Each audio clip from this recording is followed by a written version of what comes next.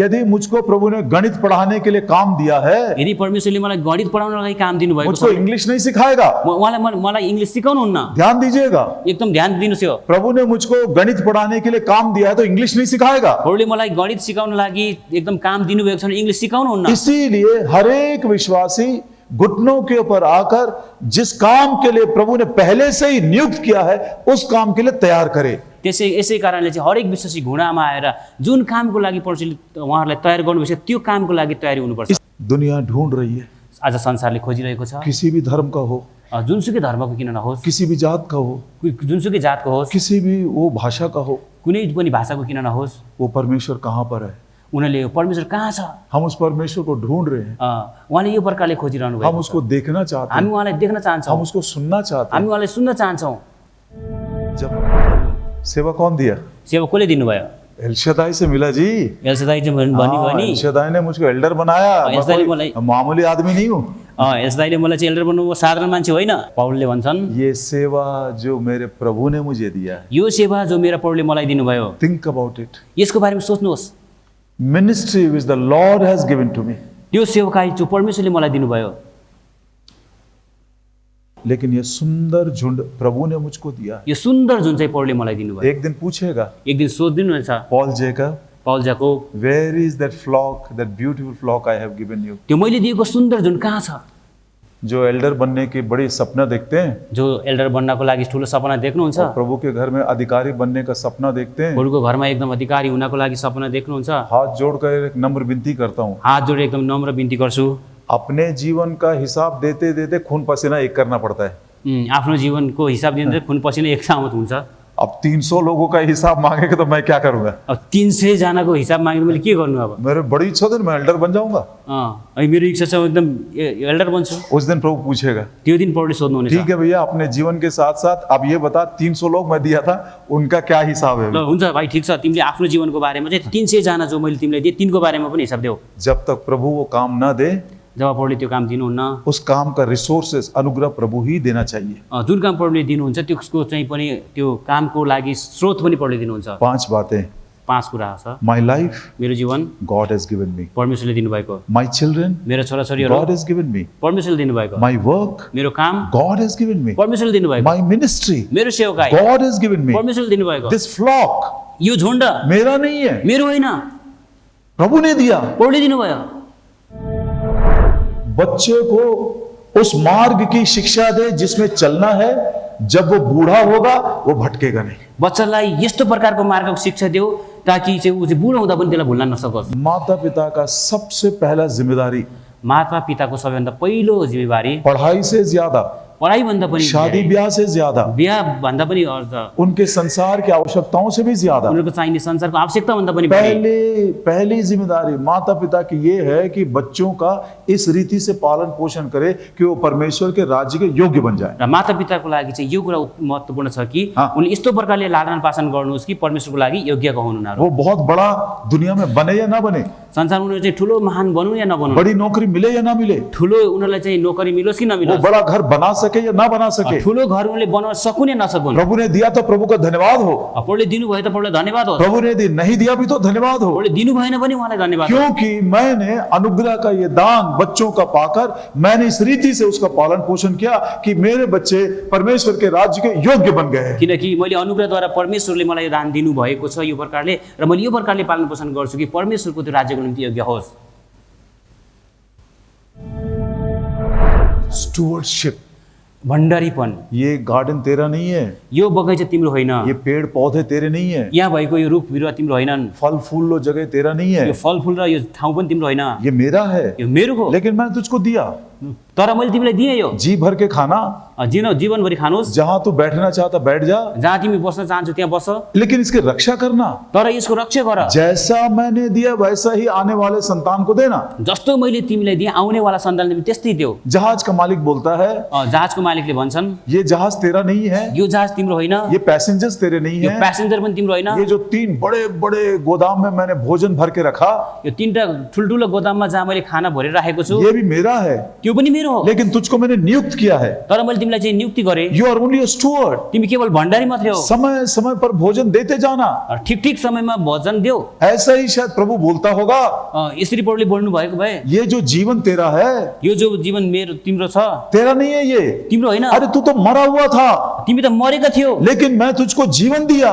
तर मैले तिमीलाई जीवन दिएँ। ये मेरा जीवन है, यो मेरो जीवन हो। इसको बर्बाद मत करना, यसलाई बर्बाद नगर, अशुद्ध मत करना। यसलाई अशुद्ध नगर। हारेकाहरूलाई विजयको सन्देश, मरिरहेकाहरूलाई जीवनको सन्देश, मानवद्वारा ईश्वरीय सन्देश। यो हो मैसेज ऑफ गॉड टीवी।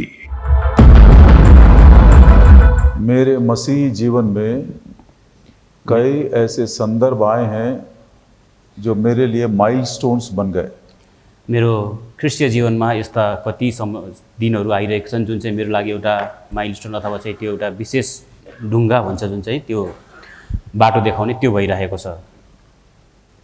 एक ऐसी घटना 2017 में हुआ, 2017 में। यस्तै एउटा घटना 2017 मा भयो। एक भाई जिनके यहाँ मैं ठहरा हुआ था, सेवा करने के लिए गया था, एउटा भाइ जसलाई मैले सेवा गर्नको लागि ठहराएको थिएँ, सेवा गर्न जानु हुँदै थियो। जाते समय उसने कहा, अंकल जी नबील कुरैशी प्रभु के पास चले गए हैं, उनका फ्यूनरल सर्विस यूट्यूब में अपलोड किए हैं, आप ज़रूर देखना। अनि उहाँले भन्नु जाँदै गर्दा एकजना नबिल कुरैशी भन्ने ब्रदरको उहाँको चाहिँ परमा उठेर फ्युनरल हुँदैछ, त्यो युट्युबमा छ, तपाईँले त्यसलाई जसरी पनि हेर्नुहोस्। पहली बार मैं नबील कुरैशी का नाम सुन रहा हूँ। पहिलोचोटि मैले त्यो नबिल कुरैशीको नाम सुन्दै थिएँ। ये बड़ा अजीब सा लगा कि सिंगापुर की हमारी कलीसिया में नबील कुरैशी के लिए हर चर्च प्रेयर में प्रार्थना करते थे। अनि एउटा मलाई अद्भुत लाग्यो, उहाँलाई मैले फर्स्ट टाइम सुनेको उहाँको, र सिङ्गापुरको हाम्रो सेवामा उहाँले हरेक प्रार्थनामा उहाँले प्रार्थना गर्नुहुन्थ्यो। नबील कुरैशी कौन है? नबिल कुरैशी को हुनुहुन्थ्यो? ये पाकिस्तानी मुस्लिम है। उहाँ चाहिँ एकजना पाकिस्तानी मुस्लिम हुनुहुन्थ्यो। इतना ज़्यादा इंटेलेक्ट है वो, उहाँ एकदमै धेरै बौद्धिक हुनुहुन्थ्यो। क्रिश्चियन पास्टर्स भी डरते थे उसके पास जाने के लिए। अनि उहाँको सामनेमा जानको लागि क्रिस्चियन पास्टरहरू पनि डराउँथे। 22 साल की उम्र में 22 वर्षको उमेरमा वो डॉक्टर भी है। उहाँ डक्टर पनि हुनुभयो। Mark Wood, MARK, Mark Wood नाम का उसका एक दोस्त है। अनि उहाँको एउटा मार्क वुड भन्ने नामको साथी हुनुहुन्थ्यो। उसने कहा, नबील मैं तुम्हारे साथ डिबेट तो नहीं कर सकता, इतना ज्ञान मेरे पास नहीं है। अनि उहाँले भन्नुभयो, नबिल म तिम्रो साथमा चाहिँ वाद विवाद गर्न सक्दिनँ, त्यति धेरै ज्ञान त मसँग छैन, लेकिन मैं तुमको एक बाइबल देता हूँ, तर म तिमीलाई एउटा बाइबल दिन्छु, इसको पढ़ो, यसलाई पढ्नुहोस्, प्रभु आपको सत्य प्रकट करेगा। अनि प्रभुले तिमीलाई सत्य प्रकट गर्नुहुनेछ। बाइबल पढ़ने के बाद बाइबल पढेपछि उसका नया जन्म हुआ। उहाँको नयाँ जन्म भयो। उसके बाद उसने एक किताब लिखा, टेस्टिमनी लिखा अपना। अनि उहाँले एउटा किताब लेख्नुभयो, आफ्नो गवाही लेख्नुभयो। टाइटल बोल दीजिए, सीकिंग अल्लाह फाइंडिंग जीसस। उहाँ चाहिँ सिकिङ अल्लाह फाइन्डिङ जिजस यो टाइटलको किताब लेख्नुभयो। बहुत ही पॉपुलर है, यदि आप उसको ऑनलाइन खरीद सकते हो तो खरीद कर पढ़िएगा। र एकदमै राम्रो छ यो, तपाईँले पनि अनलाइनबाट किन्न चाहनुहुन्छ भने यसलाई चाहिँ किन्न सक्नुहुन्छ। नबील कुरैशी केवल 12 साल उसके बाद 12 से नहीं, हाँ केवल 12 साल उसके बाद प्रभु की सेवा किए। उहाँले केवल 12 वर्ष मात्रै नबिल कुरैशीले प्रभुको सेवा गर्नुभयो। लेकिन उसकी सेवा इतनी ज़्यादा शक्तिशाली थी कि 100 पास्टर्स मिलकर भी उन 12 सालों में नहीं कर सकते हैं। अनि उहाँको तर यो 12 वर्षमा उहाँको सेवा यस्तो प्रभावशाली थियो कि, यस्तो राम्रो थियो कि 100वटा पास्टर मिलेर पनि उहाँले 12 वर्षमा गरेको सेवा चाहिँ गर्न सक्नुहुन्थेन। जितने भी मुस्लिम कंट्रीज हैं दुनिया के, कम से कम 100 फतवा इनके विरोध में डेथ सेंटेंस पास किए। अनि जति पनि मुस्लिम देशहरू छन् संसारमा, 100वटा यो यस्तो मुस्लिमको प्रमुख मिलेर उहाँको विरुद्धमा चाहिँ मृत्युदण्ड तोकिएको थियो। लेकिन प्रभु ने बचा कर रखा। तर प्रभुले उहाँलाई बचाएर राख्नुभयो। इस बीच में उनका स्टमक कैंसर हो गया। अनि त्यो बीचमा उहाँको पेटको क्यान्सर भयो। और 34 साल की उम्र में, 34 इयर्स की उम्र में प्रभु के पास चले गए। र चाहिँ 34 वर्षको उमेरमा प्रभुको साथमा जानुभयो उहाँ। उनके फ्यूनरल सर्विस को देखने के लिए मेरा क्वाइट टाइम पूरा हो गया। करीब 10 बजे मैं यूट्यूब ऑन किया। अनि मेरो उहाँको त्यो फ्युनरल सर्भिस हेर्नको लागि मेरो जुन पनि पर्सनल प्रभुसँगको समय थियो त्यो सकेर 10 बजे मैले युट्युब खोलेँ। और फ्यूनरल के समय से गवाही देते हैं ना, टेस्टिमनीज देते हैं। त्यो के भन्छ, त्यो दफन सेवाको टाइममा गवाही दिन्छ नि। एक वाइट मैन, एक गोरा आदमी गवाही देने के लिए आया। अनि उहाँको गवाई दिनको लागि एउटा गोरा मान्छे आउनुभयो। वो कौन है मुझे भी नहीं मालूम, पहली बार देख रहा हूँ मैं। उहाँ को हुनुहुन्थ्यो मलाई थाहा थिएन, किनकि मैले पनि उहाँलाई पहिलोचोटि देख्दै थिएँ। वो गवाही के दौरान कह रहा था, अनि उहाँले त्यो गवाई दिँदै गर्दा भन्नुहुँदै थियो, दुनिया में लोग ऐसा कह रहे हैं कि आखिरी दिनों में नबील कुरैशी ने विश्वास को त्याग दिया। अनि मानिसहरूले यस्तो भन्दै थिए कि अन्तिम समयमा चाहिँ यो नबिल कुरैशीले चाहिँ विश्वासलाई त्याग्नुभयो भनेर, क्योंकि प्रभु यीशु ने उसको चंगा नहीं किया। किनकि प्रभुले उहाँलाई चङ्गाई गर्नु भएन। कितने कितने कैंसर पेशेंट्स को प्रभु चंगा करता है। कस्तो कस्तो क्यान्सर पीडितलाई प्रभुले चङ्गाई गर्नुहुन्थ्यो। और जो हॉस्पिटल में नबील कुरैशी एडमिट थे, जुन अस्पतालमा नबिल कुरैशी त्यो भर्ना भएर रहनु भएको थियो, दुनिया का सबसे बड़ा कैंसर सेंटर है वो। त्यो चाहिँ संसारको सबैभन्दा एकदम उत्तम क्यान्सरको उपचार गर्ने ठाउँ थियो। उस सेंटर में 5 हॉस्पिटल्स हैं। अनि त्यो सेन्टरमा, त्यो केन्द्रमा 5वटा हस्पिटल थिए। उन 5 हॉस्पिटल्स में काम करने वालों का स्टाफ है 1,85,000 स्टाफ मेंबर्स है। अनि त्यसमा चाहिँ 1,85,000 त त्यो अस्पतालमा काम गर्ने स्टाफहरू मात्रै थिए। बहुत बड़ा सेंटर है। त्यो ठुलो एउटा केन्द्र थियो। लेकिन वो कह रहा था, अनि त्यो मलेनियनको एउटाले भन्दै हुनुहुन्थ्यो, मैं आज ये गवाही देने के लिए आया हूँ कि नबील कुरैशी अपने विश्वास को कभी नहीं त्यागा। अनि उहाँले भन्नुभयो एउटाले, मैले चाहिँ आज यो गवाही दिँदैछु कि नबिल कुरैशीले आफ्नो विश्वासलाई कहिल्यै पनि त्याग्नु भएन। किसी के मन में ये डाउट नहीं होना चाहिए। अनि कसैको पनि मनमा यो शङ्का नहोस्।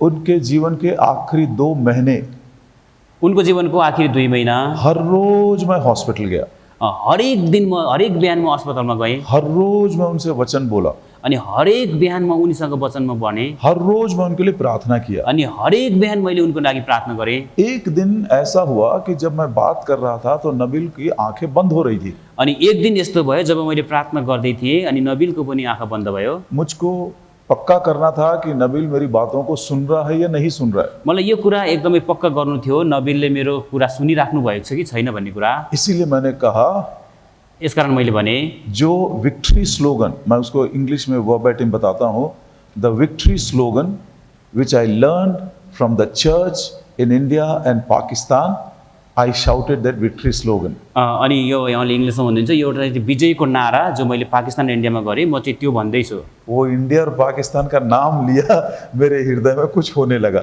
अनि जब उनले त्यो इन्डिया र पाकिस्तानको नाम लिनुभयो, मेरो हृदयमा केही हुन लाग्यो। ये गोरा आदमी है, यो एउटा के भन्छ गोरा व्यक्ति हुनुहुन्छ। इंडिया के साथ, इंडिया के चर्च के साथ इसका क्या संबंध है? अनि इन्डियाको त्यो चर्चको मण्डलीसँग यहाँको के सम्बन्ध छ? कौन सा वो विक्ट्री स्लोगन है, जय घोष है, जिसने इंडिया में सीखा? अनि कस्तो एउटा यो चाहिँ विजयको नारा जो उहाँले इन्डियामा सिक्नुभयो। मैंने कहा, नबील, मैले भने, नबिल, बोलो यीशु के नाम की, भन्नुहोस् येशूको नाममा की, ऐसा 3 बार, 3 बार नबील ने जय बोला। 3 नबिलले जय जय भनेर भन्नुभयो। आपको मालूम है, ये बोलो प्रभु यीशु मसीह के नाम की जय, ये स्लोगन हमारे लिए कितना ज्यादा प्रिय है। तपाईँ भन्नुहोस् न, यो हाम्रो लागि भन्नुहोस् प्रभु यीशु मसीह की जय भन्ने हाम्रो लागि कत्रो ताकत दिने। नया नया शब्द, नया नया विचार हम खोज करते हैं जय बोलने के लिए। नयाँ नयाँ कुराहरू र नयाँ नयाँ विचार खोजिन्छ, जय भन्नको लागि खोजिन्छ। उस दिन मालूम पड़ा कि ये जो नारा है, ये विक्ट्री स्लोगन है। त्यो दिन चाहिँ यो थाहा भयो, यो चाहिँ जुन पनि नारा छ एकदम यो चाहिँ विजयको नारा थियो। बोलो यीशु मसीह के नाम की जय, मतलब विक्ट्री स्लोगन है। उस दिन मैंने ऐसा समझ में आया मुझे। अनि त्यो दिनमा चाहिँ जब भन्नुहोस् प्रभु यीशु मसीहको नामको जय भन्दाखेरि मलाई चाहिँ यो एकदम यो याद आयो।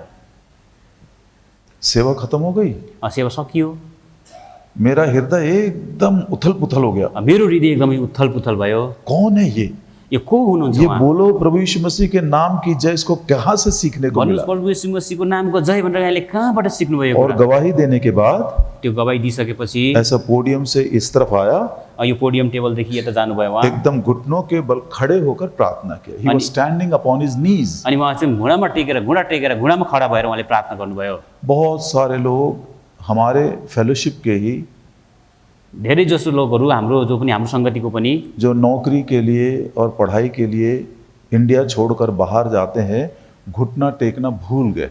जति पनि हाम्रो इन्डियादेखि अथवा नेपालदेखि बाहिर जानुहुन्छ नोकरी, नेपाल नहीं भी है, sorry Nepal is the only fellowship, हमारे फेलोशिप में, those who have remained faithful to what they have been taught. Okay, Nepal मात्रै त्यस्तो जहाँ चाहिँ हामीले नसिकाएको पनि सिकेको छ। जति पनि इन्डियादेखि बाहिर जानुहुन्छ घुँडा टेकेर प्रार्थना गर्न एकदम मुस्किल छ उहाँहरूलाई। नेपाल का फेलोशिप ही एक मैंने देखा, नेपालको पनि यो सङ्गति मैले एउटा यस्तो देखेको छु जहाँ पर लोग अभी भी जो बातें प्रभु के दास भाई भक्त सिंह उनके सहकर्मी हमारे माता पिता जो सिखाए हैं अभी भी वो बड़ी नम्रता के साथ फेथफुली फॉलो कर रहे हैं। र जति पनि भाइ भक्त सिंहले अनि अरू सहकर्मीहरूले हामीले अनि मातापिताले सिकाउनु भएको छ एकदम विशेषज्ञताको साथमा त्यो प्रकारले गर्नुभएको छ।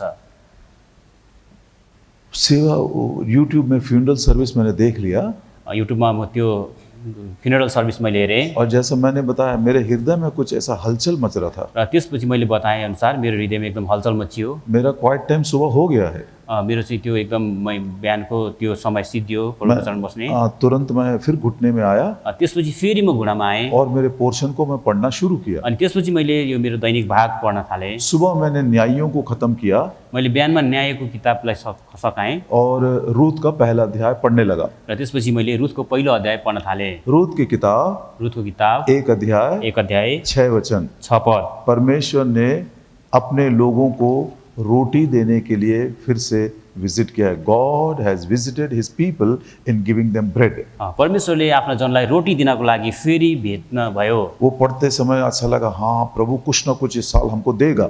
अनि त्यो पढिसकेपछि मलाई लाग्यो प्रभु तपाईँले केही न केही हामीलाई यो साल दिनुहुन्छ। मेरी प्रार्थना क्या है? मेरो प्रार्थना के छ? प्रभु जी ये कौन है मुझको तो नहीं मालूम। प्रभु जी यो उहाँ को हुनुहुन्छ मलाई थाहा छैन। लेकिन यदि आप दया करें तो इनको हमारे पूना में जरूर भेजना सेवा के लिए, यूथ कैंप के लिए। यदि तपाईँले मलाई दया गर्नुहुन्छ भने हाम्रो पुनामा युथ क्याम्पको लागि उहाँलाई चाहिँ जसरी पनि पठाउनुहोस्। और जब रूथ 1:6 मैंने पढ़ा, जब रुथ 1:6 मैले पढेँ, एक छोटा सा विश्वास उत्पन्न हुआ र एउटा छोटो अथवा सानो विश्वास ममा उत्पन्न भयो। परमेश्वर अपने लोगों को रोटी देने के लिए फिर से विजिट किया। परमेश्वरले आफ्नो जनलाई रोटी दिनको लागि फेरि भेट्नु भयो। पढ़ता गया, पढ्दै गएँ 3 अध्याय 3 अध्यायमा 11 वचन। 11 पद। हे मेरी बेटी मत डर, जो कुछ तू कहेगी या जो तेरी आवश्यकता है मैं उसको जरूर पूरा करूंगा। हे मेरी छोरी तिमी नडराऊ, जे मैले भनेको छु त्यो म चाहिँ जसरी पनि पूरा गर्छु। Fear not my daughter, I will do unto thee all that thou requirest। नडराऊ मेरी छोरी, तिमीलाई जे जे चाहिन्छ त्यो मैले पूरा गर्छु। ये 2 प्रॉमिस मिला, यो 2टा प्रतिज्ञा मलाई मिल्यो। अपने डायरी में लिख लिया, अनि मैले मेरो डायरीमा लेखेँ। वहाँ की सेवा पूरा किया, उहाँको सेवा पूरा भयो। वापस मैं घर आया। त्यसपछि घरमा आएँ म। अपने मिसेस के साथ, मेरे दोनों बच्चों के साथ मैंने शेयर किया। अनि यो कुरा चाहिँ मैले मेरो श्रीमती र मेरो 2टा छोराछोरीको बिचमा मैले बाँडेँ। हम चारों लोग मिलकर 1 हफ्ते तक प्रार्थना किए। अनि हामी 4 जना मिलेर 1 हप्तासम्म हामीले प्रार्थना गऱ्यौँ। मैं किसी को बोलने का हिम्मत भी नहीं था मेरे पास। कसैलाई भन्ने मसँग त्यो आँट पनि थिएन। हर रोज मेरी बेटी पूछती थी, हरेक दिन मेरो छोरीले सोध्थिन्, डैडी आपने मेल चिट्ठी लिखा कि नहीं उनको? अनि उहाँले मेरो छोरीले भन्थिन्, बाबा तपाईँले उहाँलाई चिठी मेल गर्नुभयो कि गर्नु भएन? इस बीच में मैंने उस व्यक्ति के बारे में पता लगाया। अनि यो बिचमा चाहिँ मैले उहाँको बारेमा पत्ता लगाएँ। उसका वेबसाइट में ढूंढकर उनका जो वेबसाइट है, उहाँको जति पनि त्यो एकदम वेबसाइट हुन्छ कम्प्युटरको त्यसमा चाहिँ खोजेर आप भी उसका पूरा टेस्टिमनी ऑफ फेथ पढ़ सकते हैं। तपाईहरुले पनि उहाँको यो विश्वासको साक्षी पढ्न सक्नुहुनेछ। उनका नाम है डॉक्टर जेम्स टूर। उहाँको नाम हो doctor James tour. JAMES James TOUR tour. JAMES James TOUR tour, James tour. Rice university के बहुत बड़े प्रोफेसर हैं। चाहिँ राइस युनिभर्सिटीको सबैभन्दा ठुलो उहाँ चाहिँ प्रोफेसर हुनुहुन्छ। नैनो टेक्नोलॉजी के एक माहिर है, एक्सपर्ट है वो। नैनो टेक्नोलोजीको एकदमै उहाँ चाहिँ एक्सपर्ट हुनुहुन्छ। नैनो टेक्नोलॉजी का मतलब है, नैनो टेक्नोलोजीको अर्थ हो मॉलिक्यूलर मशीन्स बनाते हैं। उहाँले चाहिँ एकदमै मोलिकुलर्स अथवा अणुको मेसिन बनाउनुहुन्छ। ये मॉलिक्यूलर मशीन कितना बड़ा होता है? यो मोलिकुलर मेसिन कति सानो ठुलो हुन्छ? एक बाल के टिप के ऊपर 50,000 मॉलिक्यूलर मशीन्स बैठा सकता है। एक बाल के टिप के ऊपर एउटा कपालको टुप्पामा चाहिँ 50,000 चाहिँ त्यो मेसिन बस्न सक्छ। क्या एक्सपर्ट है वो। कस्तो उहाँ चाहिँ ऐसी और भी बहुत सारी बातें हैं। यस्ता अरू पनि उहाँको धेरै कुराहरू छन्। उन्होंने करीब 1200 पेपर लिखे हैं। उहाँले झन्डै 1200 पेपरहरू लेख्नु भएको छ। 120 पेटेंट्स उनके नाम पे है। 120 पेटेंट्स मतलब ये देखो, ये मैंने आविष्कार किया, इसका अधिकार मेरे पास है। यदि आप बनाना चाहते हो तो मुझसे परमिशन लेकर, जिसको कॉपीराइट बोलते हैं, मशीन्स के लिए उसको पेटेंट बोलते हैं। उहाँ चाहिँ यो मेसिनको लागि यो किताबको कपिराइट भने जस्तै उहाँले बनाएको 120 त उहाँको चाहिँ पेटेन्ट अथवा चाहिँ कपिराइट अधिकार उहाँसँग छ। 8 कंपनीज के वो डायरेक्टर हैं। 8वटा कम्पनीको उहाँ चाहिँ निर्देशक हुनुहुन्छ। 35 साल पहले जब वो केवल 30 साल के थे, उनको नोबेल प्राइज केमिस्ट्री में मिल जाना था। जब उहाँ चाहिँ त्यो उहाँ 30 वर्षको हुनुहुन्थ्यो, 35 वर्ष अगाडि उहाँलाई चाहिँ नोबेल पुरस्कार मिल्नु पर्थ्यो, लेकिन उनको नहीं दिए। तर उहाँलाई दिएन त्यो। क्यों नहीं दिए? किन दिएन यो? क्योंकि जेम्स टूर एक क्रिश्चियन था और वो ये विश्वास नहीं करता था कि मनुष्य बंदर से आया है। किनभने उहाँ चाहिँ विश्वासी हुनुहुन्थ्यो र उहाँले यो कुरा विश्वास गर्नुहुने थिएन, मानिस चाहिँ बाँदरबाट आयो भन्ने कुरा उहाँले विश्वास गर्नुहुन्थेन। उनके टेस्टिमनी ऑफ फेथ को जब मैंने पढ़ा, जब उहाँको यो विश्वासको साक्षी भन्ने मैले पढेँ, उसने वर्शिप के बारे में लिखा, उसमा चाहिँ आराधनाको बारेमा लेखिएको छ, लॉर्ड्स टेबल के बारे में लिखा, प्रभुको भोजको बारेमा लेखिएको छ, और भी कुछ बातें हैं। अरू धेरै कुराहरू छन्। मेरा हृदय बड़ा खुश हो गया, मेरो हृदय एकदमै रमायो। लेकिन इंडिया के साथ उसका संबंध कैसे जमा मुझको समझ में नहीं आ रहा था। तर मलाई चाहिँ यो कुरा थाहा थिएन कि इन्डियाको सँग चाहिँ कसरी उहाँको सम्बन्ध भयो भन्ने कुरा मेरो दिमागमा एक आइरहेको दिन थिएन। सुबह सुबह उठा, एक दिन बिहान बिहानमा उठेँ। It was 2017 in the month of October. यो 2017 अक्टोबरको महिना थियो। मेरा पर्सनल क्वाइट टाइम हो गया मेरो चाहिँ व्यक्तिगत जो पनि प्रभुसँग बिताउने समय सकियो और सुबह 6 बजे मैं उनको मेल लिखना शुरू किया। अकेला मैं था, बाकी सब सो रहे थे, मैं अकेला उठकर लेटर उनको मेल लिख रहा था।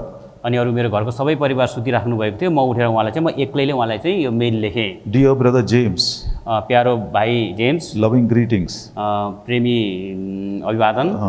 आई first saw you during the funeral service of Nabeel Qureshi. मैले तपाईलाई नबील कुरैशीको फ्युनरलमा पहिलोचोटि देखेँ। Two things about you touched my heart very deeply. तपाईको बारेको दुईटा कुराले मेरो हृदयमा एकदम गहिरोसँग छोयो। The first time when you shouted the victory slogan. जब पहिलोचोटि तपाईले चाहिँ यो विजयको नारा भन्नुभयो। And secondly when you stood upon your knees to pray. अनि अर्को कुरा जब तपाईँ प्रार्थनाको लागि घुँडामा बस्नुभयो, त्यो कुरा। You are the first man from the western hemisphere, पूरे पाश्चात्य देशों में पहला गोरा आदमी जिसको मैंने घुटना टेककर प्रार्थना करते हुए देखा। पश्चिमबाट आउनुमा सबैभन्दा पहिलो व्यक्ति जो मैले देखेँ तपाईँ घुँडामा प्रार्थना गर्नुभयो। उसके बाद afterwards I gathered a little more information about you from your website. त्यसपछि तपाईको वेबसाइटबाट मैले अझ केही तपाईको बारेमा यो सूचनाहरू कलेक्सन गरेँ। I also cherish the values what you have written. अनि तपाईले जे पनि लेख्नु भएको थियो त्यो मूल्यको चाहिँ मलाई पनि एकदमै त्यो कुराले मलाई खुसी तुल्यायो। Individual worship, व्यक्तिगत आराधना, the Lord's table, प्रभुको भोजको table, fellowship of God's children. अनि परमेश्वरका जनहरूको संगति। ये लिखने के बाद यो लेखेपछि 6-7 लाइन में मैंने अपनी गवाही लिखा।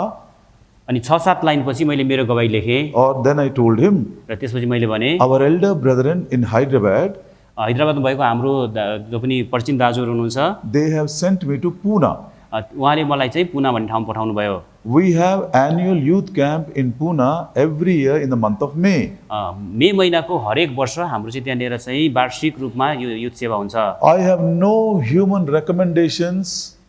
I'm holding on to only these 2 promises. मेरे पास मनुष्य का कोई सिफारिश नहीं है, सिर्फ ये 2 promises को हाथ में लेकर मैं आपसे विनती कर रहा हूँ। मलाई तपाईलाई म बिन्ती गर्दैछु, मलाई चाहिँ कुनै मानिसले सिफारिस गरेको होइन, केवल मसँग दिनुभएको परमेश्वरले 2टा प्रतिज्ञाहरूले लिएर म तपाईलाई बोलाउँदैछु। Ruth 1:6, रुथको 1 को 6, Ruth 3:11.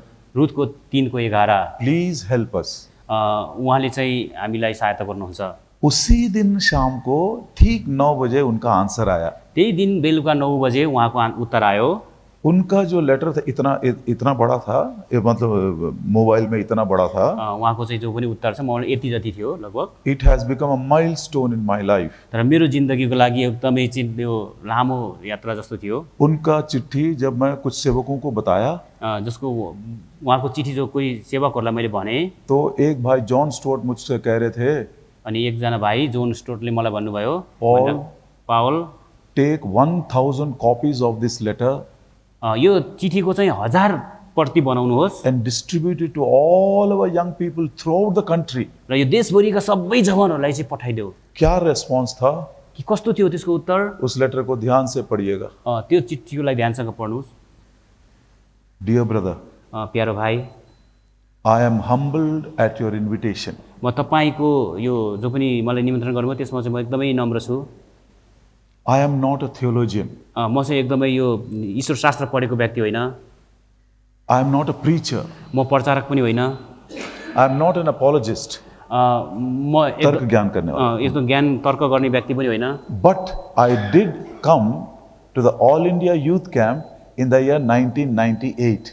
तर म चाहिँ 1998 को अल इन्डिया युथ क्याम्पमा चाहिँ म आउँछु। Brother Buxing was incapacitated during those days.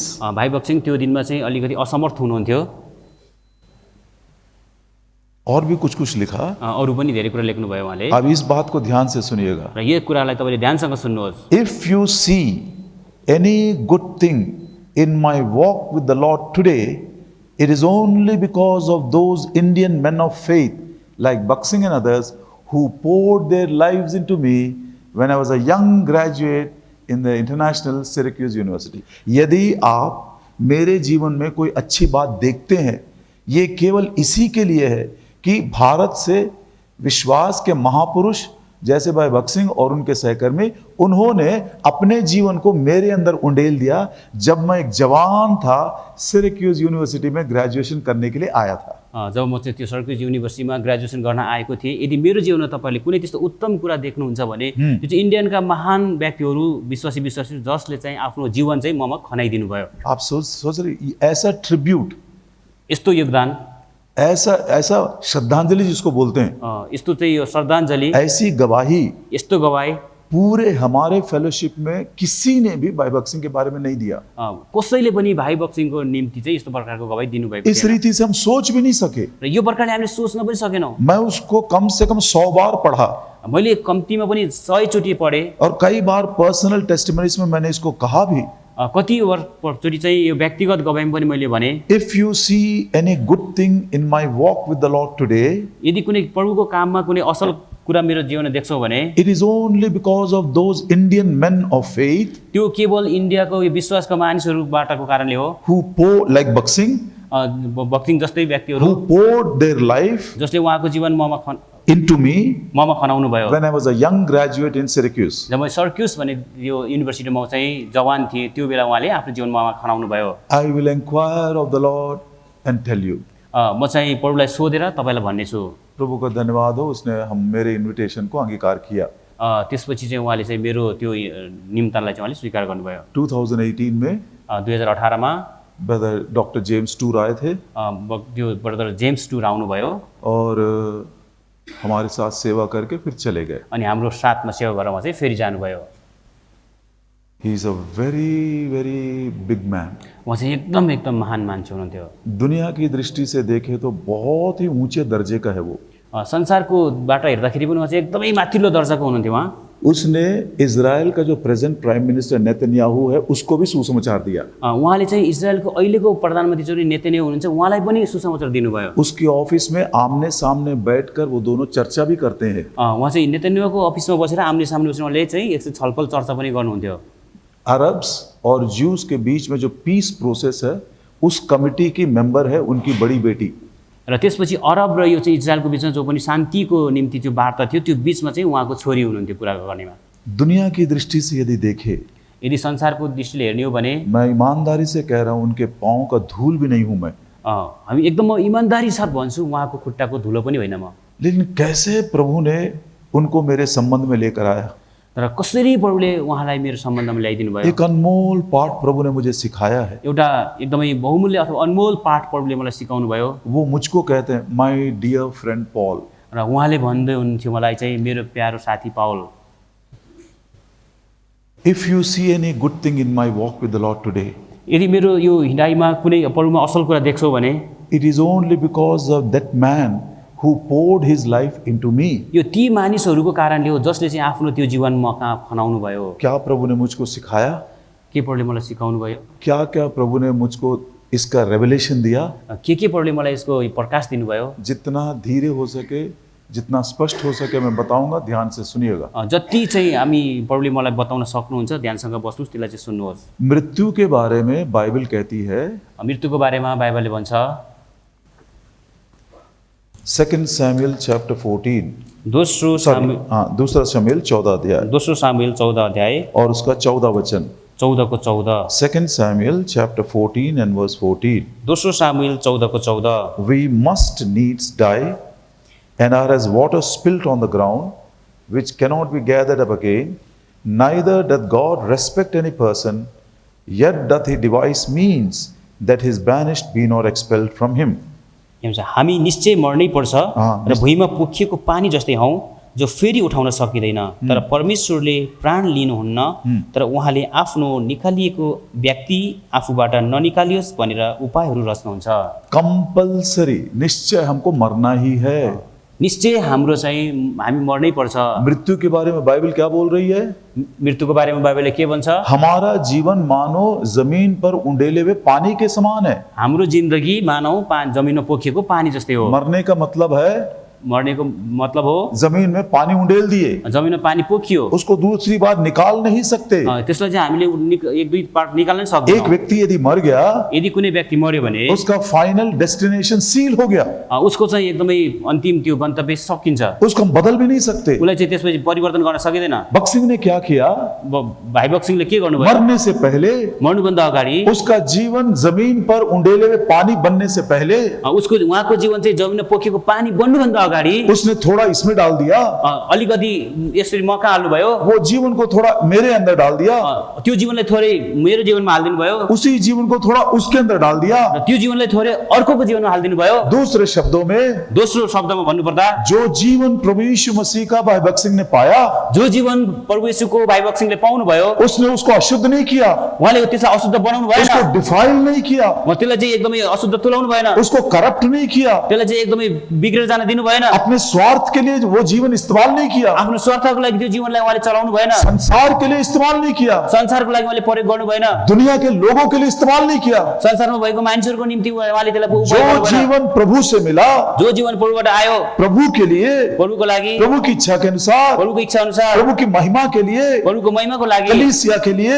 मण्डलीको लागि, प्रभु के लोगों के लिए प्रभुको सहनहरूको लागि वो जीवन बिता दिया। त्यो जीवन उहाँले बिताउनु भयो। और जाने से पहले, त्यो जानुभन्दा अगाडि, जमीन पर उंडेले में पानी बनने से पहले जमिनमा पोखिएको पानी बन्नुभन्दा अगाडि इसमें थोड़ा डाल दिया, यहाँ थोरै हाल्नुभयो, उसमें थोड़ा डाल दिया, यहाँ थोरै हाल्नुभयो, जेम्स टूर के अंदर थोड़ा डाल दिया। जेम्स टुरमा चाहिँ थोरै लगाइदिनु भयो। What a challenge it is for you and me. यो तपाईँको लागि कस्तो ठुलो चुनौती हो तपाईँको र मेरो लागि।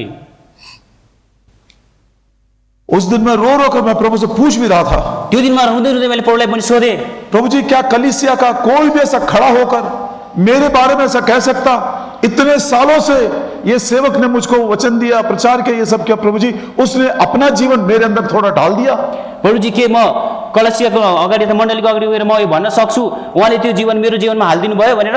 क्या मेरे दो बच्चों में से एक भी बोल सकता है कि मेरो my father poured his life of faith into me? के मेरो दुईटा बच्चाहरूमध्ये एउटा बच्चाले कुरा भन्न सक्छ मेरो बाबुले उहाँको जीवन ममा हालिदिनु भयो? कौन माता पिता यहाँ पर ऐसी गवाही नहीं सुनना चाहता है?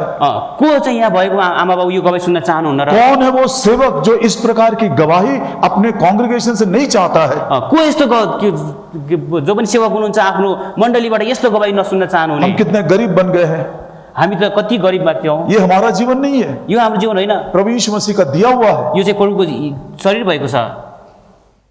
अधिकांश तो स्वार्थ के लिए बिता देते हैं, धेरै जस्तो हामी स्वार्थको लागि दिउँछौँ, कुछ जीवन का भाग दुनिया के लिए बिता देते हैं, कति जिन्दगीको भाग चाहिँ संसारको लागि बिताउँछौँ, कुछ भाग हम संसार के सुख विलास के लिए बिता देते हैं। कति कुरा संसारको सुख विलासको लागि बिताउँछौँ। कितने बार इस जीवन को हमने डिफाइल किया, कतिचोटि हामीले यो जीवनलाई अशुद्ध तुल्यायौँ, कितने बार इस जीवन को हमने करप्ट भी कर दिया। कति यसलाई चाहिँ हामीले एकदम भ्रष्ट पनि पार्यौँ। But look at this man. तर यो मान्छेलाई हेर्नुहोस्, If you see any good thing in my walk with the Lord today, it's only because of that Indian man of faith who poured his life into me when I was a young graduate in Syracuse. यदि मेरो प्रभुको हिँडाइमा कुनै यस्तो असल कुरा देख्नुहुन्छ भने त्यो चाहिँ केवल इन्डियन प्रभुको जनको कारणले गर्दा जसले आफ्नो जीवनमा खनाइदिनु भयो। यहाँ से एक और विचार प्रभु ने सीखने को दिया। यहाँबाट पनि एउटा कुरा प्रभुले हामीलाई सिक्नको लागि दिनुभयो। ये जीवन जो है यो जीवन जो छ मेरा नहीं है। मेरो होइन। किसका है? कसको? प्रभु यीशु मसीह का। प्रभु यीशु ख्रीष्टको। मैं तो मरा हुआ व्यक्ति था, म त मरेको मान्छे हुँ। पाप और अपराध में मैं मरा हुआ था। म त पाप र अपराधमा मरेको थिएँ। प्रभु यीशु ने कहा, प्रभुले भन्नुभयो, मैं तुमको जीवन देने आया हूँ, म तिमीलाई जीवन दिन आएको और हुँ। वो भी बहुतायत का जीवन देने आया त्यो हूँ। पनि अति प्रशस्तताको जीवन। मरे हुए व्यक्ति को प्रभु ने अपना जीवन दिया, मरेको व्यक्तिलाई परमेश्वरले आफ्नो जीवन दिनुभयो। और इस जीवन का एक दिन वो लेखा लेगा। अनि यो जीवनको एक दिन चाहिँ प्रभुले लेखा लिनुहुनेछ। लूका सुसमाचार लुकाको सुसमाचार 16 अध्याय, 16 अध्याय, लूका सुसमाचार और उसका 16 अध्याय, लुकाको 16 अध्याय, उसकी आयत है 25, 25। 16 को 25, लुका 16 को 25। But Abraham said, Son, remember that thou in thy lifetime तर अब्राहमले भने हे छोरा सम्झ तिमीले आफ्नो जीवनकालमा तिम्रो जीवन का अब मरने के बाद ये अब्राहम याद दिला रहा है, मरेको पछि चाहिँ अब्राहमले यो कुरा सम्झाइरहनु भएको तेरे छ। जीवन काल में क्या क्या क्या अब मैं बताता हूं। तिमीले जीवन जिउँदाखेरि के गर्यो त्यो अब म बताउँदैछु। मतलब there will come a day when I have to give an account of the life what I have received from the Lord। क्या किया मैंने उस जीवन से, त्यो यस्तो समय आउनेछ जसको चाहिँ हामीले हिसाब दिनुपर्ने छ। म चाहिँ यहाँ संसारमा जिउँदाखेरि पढ्नुको निम्ति के गरेँ भन्ने कुरा। मनमानी नहीं कर सकते, यसलाई चाहिँ आफ्नो मनमानी गर्न सक्दैनौ। इसी को स्टुअर्डशिप कहते हैं, भंडारीपन कहते हैं। यसैलाई चाहिँ एकदमै भण्डारीपन भनिन्छ। पहला पत्रस पहिलो पत्रुस 4 अध्याय 4 अध्याय उसका 10 वचन। पहिलो पत्रुस 4 को 10। 1 Peter chapter 4 and verse 10। पहिलो पत्रुस 4 को 10। As every man hath received the gift of life, even so minister the same one to another as good stewards of the manifold grace of God। हरेकले पाएको वरदान अनुसार परमेश्वरका नाना प्रकारका अनुग्रहका असल भण्डारीहरूले जस्तो तिमीहरूले त्यो वरदान एक अर्काको सेवामा लगाओ। जो वरदान तुमको मिला, जो वरदान तिमीलाई मिल्यो, कौन सा वरदान है वो? कुन चाहिँ वरदान हो त्यो? जीवन का वरदान मिला, जीवनको वरदान मिल्यो। द गिफ्ट ऑफ लाइफ, जीवनको वरदान अनुग्रह के द्वारा मिला। यो अनुग्रहको कारणले मिल्यो। अनुग्रह के द्वारा जो कुछ मिला, अनुग्रहद्वारा जे पनि आयो उसके अच्छे भंडारी हो जाओ। त्यसको चाहिँ एकदम असल भण्डारी हुनुहोस्। You must be good stewards of the gift of the grace which Lord has given to you। परमेश्वरले दिनुभए अनुग्रहद्वारा दिनुभएको जो पनि वरदान छ त्यसको असल भण्डारी हुनुहोस्। और ये स्टुअर्डशिप का एक दिन हिसाब जरूर लेगा। अनि यो भण्डारीपनको एक दिन हिसाब चाहिँ निश्चय दिनुपर्छ। इसी को हम जजमेंट भी बोल सकते हैं। यसलाई कतिले यसलाई चाहिँ न्याय पनि भन्छन्। इसके लिए हम ये भी बोल सकते हैं गिविंग एन अकाउंट, अब हिसाब देना है। यसलाई चाहिँ अर्को भाषामा हिसाब दिन पनि भन्न सक्छौँ हामी। लूका सुसमाचार लुकाको सुसमाचार 16 अध्याय 16 अध्याय। वहीं पर अब्राहम ने लाइफ टाइम के बारे में याद दिलाया। यही नै अब्राहमले उसको जीवनकालको बारेमा त्यो सम्झाइदिन्छन्। उसका 1 और 2 में हम पढ़ते हैं, हामी केही 1 र 2 पढ्ने छौँ। and he said also unto his disciples, अनि there was a certain rich man which had a steward, and the same was accused unto him that he had wasted his goods. And he called him and said unto him, how is it that I hear this of thee? Give an account of thy stewardship। 16 को 1 र 2 हामीले पढ्दैछौँ। अनि उहाँले आफ्ना चेलाहरूलाई पनि भन्नुभयो, एकजना धनवान मानिस थिए जसको भण्डारी थियो, अनि त्यसको विषयमा त्यसले उनको सम्पत्तिको बर्बाद गरिरहेको छ भन्ने दोष उनी कहाँ ल्याइयो। अनि त्यसलाई बोलाएर उनले त्यसलाई भने, यो के हो जो म तिम्रो विषयमा सुन्छु? तिम्रो भण्डारी कामको हर्ष हिसाब देऊ, किनकि अब उसो तिमी भण्डारी रहन सक्दैनौ। तू भंडारी है, तिमी भण्डारी हो। मेरे माल का तूने नुकसान किया, मेरो सामानको तिमीले नोक्सान गर्दैछौ। तेरे भंडारीपन का अब मुझको तू हिसाब दे। अब तिम्रो त्यो भण्डारीपनको चाहिँ मलाई हिसाब देऊ। All brothers and sisters, सबै दाजुभाइ दिदीबहिनीहरू, even Sunday school children, Sunday स्कुलको केटाकेटी पनि, जवान लोग भी, जवान छोराछोरी, चाहे आप नया जन्म पाए हो या ना भी पाए हो, चाहे तपाईँले नयाँ जन्म पाएको हुनसक्छ र नपाएको पनि हुन सक्नुहुन्छ, एक दिन लाइफ टाइम का हिसाब देना पड़ेगा। तपाईँले जीवनकालको हिसाब दिनै पर्छ। स्टुअर्डशिप का क्या मतलब है? यो चाहिँ भण्डारीपनको के अर्थ छ? स्टुअर्ड एक शब्द है, स्टोर्ड एउटा शब्द छ, शिप एक अलग वर्ड है। र सिप भन्ने अर्को शब्द छ। शिप का बनाने वाला एक मालिक है, सिपको बनाउने एउटा मालिक हुन्छ, और उसने अच्छा सा जहाज बना दिया, एकदमै राम्रो राम्रो जहाज बनाउँछ, और उसने एक व्यक्ति को अपॉइंट किया। त्यसपछि एकजना मान्छेलाई चाहिँ चलाउनलाई दिन्छ। हाँ, क्या उसका काम क्या है? उसको काम के छ? उसको बुलाकर बोला, उसलाई बोलाएर भन्नु, देख भैया ये जहाज तेरा नहीं है, र भन्छ हेर भाइ यो तिम्रो जहाज होइन, ये पैसेंजर्स जो हैं ये भी तेरे नहीं है, यो प्यासेन्जर जो बस्छन् यो पनि तिम्रो होइन, और इसके अंदर मैंने खाने जो भोजन सामग्री है 3 बड़े बड़े कमरों में मैंने इसमें जमा करके रखा है। यसको चाहिँ 3टा कोठामा चाहिँ खानेकुराहरू एकदमै धेरै धेरै जम्मा गरेर राखेको छ। ये भी तेरा नहीं है, यो पनि तिम्रो होइन, ये सब मेरा है, यो सबै मेरो हो। जहाज भी मेरा है, जहाज मेरो हो, ये पैसेंजर्स भी मेरे हैं, यसो भएको यो यात्रुहरू पनि मेरो हो, ये भोजन भी मेरा है, यो भोजन पनि मेरो हो। और इन्होंने मुझसे कहे कि यहाँ से लेकर वहां तक जहाज में हमको पहुंचा दो। र यिनीहरूले मलाई भने कि जहाज यहाँबाट हामीले चाहिँ त्यहाँसम्म जहाजमा तो मैंने तुमको अपॉइंट किया है, र मैले तिमीलाई चाहिँ नियुक्ति गरेको छु कि समय समय पर मेरे पैसेंजर्स को तुम भोजन देते रहना, र मैले तिमीलाई यो नियुक्ति गरेको छु समय समयमा मेरो यो यात्रुहरूलाई चाहिँ तिमीले खाना देऊ, ताकि सारे सारे मेरे पैसेंजर सही सलामत और अच्छे कंडीशन में अपने डेस्टिनेशन तक पहुंच जाएं। र यो कारणले कि मेरा जति पनि प्यासेन्जर छन् ठिकठाक प्रकारले चाहिँ उनीहरू आफ्नो त्यो गन्तव्यमा पुग्न सकुन्। ये जो स्टुवर्डशिप का जो विचार है, कॉन्सेप्ट है, जो पनि यो स्टुअर्डवार्ड अथवा भण्डारीपनको यो पनि जो पनि विचार छ, ये जो सच्चाई है, जुन पनि यो सच्चाइ छ, ये क्रिएशन में भी हमको देखने को मिलता है। र यो हामी सृष्टिमा पनि हामी देख्न मिल्छ। ध्यान से सुनिएगा। ध्यानसँग सुन्नुहोस्। ये मैं इसलिए बोला, ये जो संदर्भ जेम्स टूर का मेरे जीवन में आया है, एक बहुत बड़ा माइलस्टोन बन गया। र यो जीवनमा जुन पनि यो म तपाईलाई भन्दैछु किनकि यो जेम्स टूरको जुन पनि कुरा मेरो जीवनमा आयो यसले चाहिँ मेरो जीवनको चाहिँ एउटा परिवर्तन गर्ने एउटा विशेष कोसी ढुङ्गा ये बन्यो। भंडारीपन का मैं सोच रहा था, ये सेवकों के लिए, एल्डर्स के लिए, बड़े बड़े अगुओं के लिए टॉपिक है। र यो भण्डारीपनको कुरा मैले सोच्दै थिएँ यो चाहिँ ठुल्ठुला अगुवाहरूको लागि र ठुल्ठुलो सेवकको लागि मात्रै हो भनेर। लेकिन अब मालूम पड़ा ये भंडारीपन का जो अकाउंट है, सेवकों के लिए साथ साथ, एल्डर्स के साथ साथ विश्वासियों का भी है, बच्चों का भी है उसमें। र अहिले मलाई यो कुरा आएर महसुस भयो यो चाहिँ सेवकको लागि एल्डरको लागि मात्र नभएर बच्चोहरूको लागि र सम्पूर्णको लागि हो। अब देखिए सृष्टि में कैसा इसका कॉन्सेप्ट आया है। अब हेर्नुहोस् यो सृष्टिमा कसरी यसको यो चाहिँ विचार आयो। उत्पत्ति की किताब उत्पत्तिको किताब और उसका दूसरा अध्याय उत्पत्ति किताब 2 अध्याय और उसका 15 वचन। र 2 अध्यायको 15 पद। And the Lord God took man, put him into the garden of Eden to dress it and to keep it. अनि परमप्रभु परमेश्वरले मानिसलाई दिनुभयो र तिनलाई अदनको बगैँचामा त्यसलाई खनजोत गर्न र त्यसलाई रेखदेख गर्नको लागि राख्नुभयो। अदन की वाटिका, अदनको बगैँचा, इसमें कोई पाप भी नहीं है, यसमा कुनै पाप पनि छैन, उसमें बर्बाद करने वाला कोई है भी नहीं। त्यसलाई चाहिँ एकदम हानि तुलाउने कुनै पनि छैन। अभी तक कीड़े मकोड़े नहीं आए हैं, त्यसै एकदम माकुरा किराहरू यस्तो पनि आएको छैन। कांटे और ऊंट कटारे अभी तक आए नहीं, क्योंकि पाप होने के बाद ही वो सब आएंगे। त्यहाँनिर अरू काँडाहरू यस्तो अरू कुनै कुरा छैन किनकि त्यो पाप भइसकेपछि मात्रै त्यो कुरा आएको हो। लेकिन परमेश्वर ने कहा तर परमेश्वरले भन्नुभयो इस गार्डन को ड्रेस करना, र यो बगैँचालाई चाहिँ एकदम सजाऊ, हाँ, और उसको संभाल कर प्रोटेक्ट करना, कीप रखना। यसको चाहिँ एकदम हेरविचार गर्न। क्यों? किन? जैसा ये अदन की वाटिका मैंने तुझको दिया, वैसा ही आने वाली पीढ़ी में मेरे बच्चों को तू देता जाना, पीढ़ी दर पीढ़ी।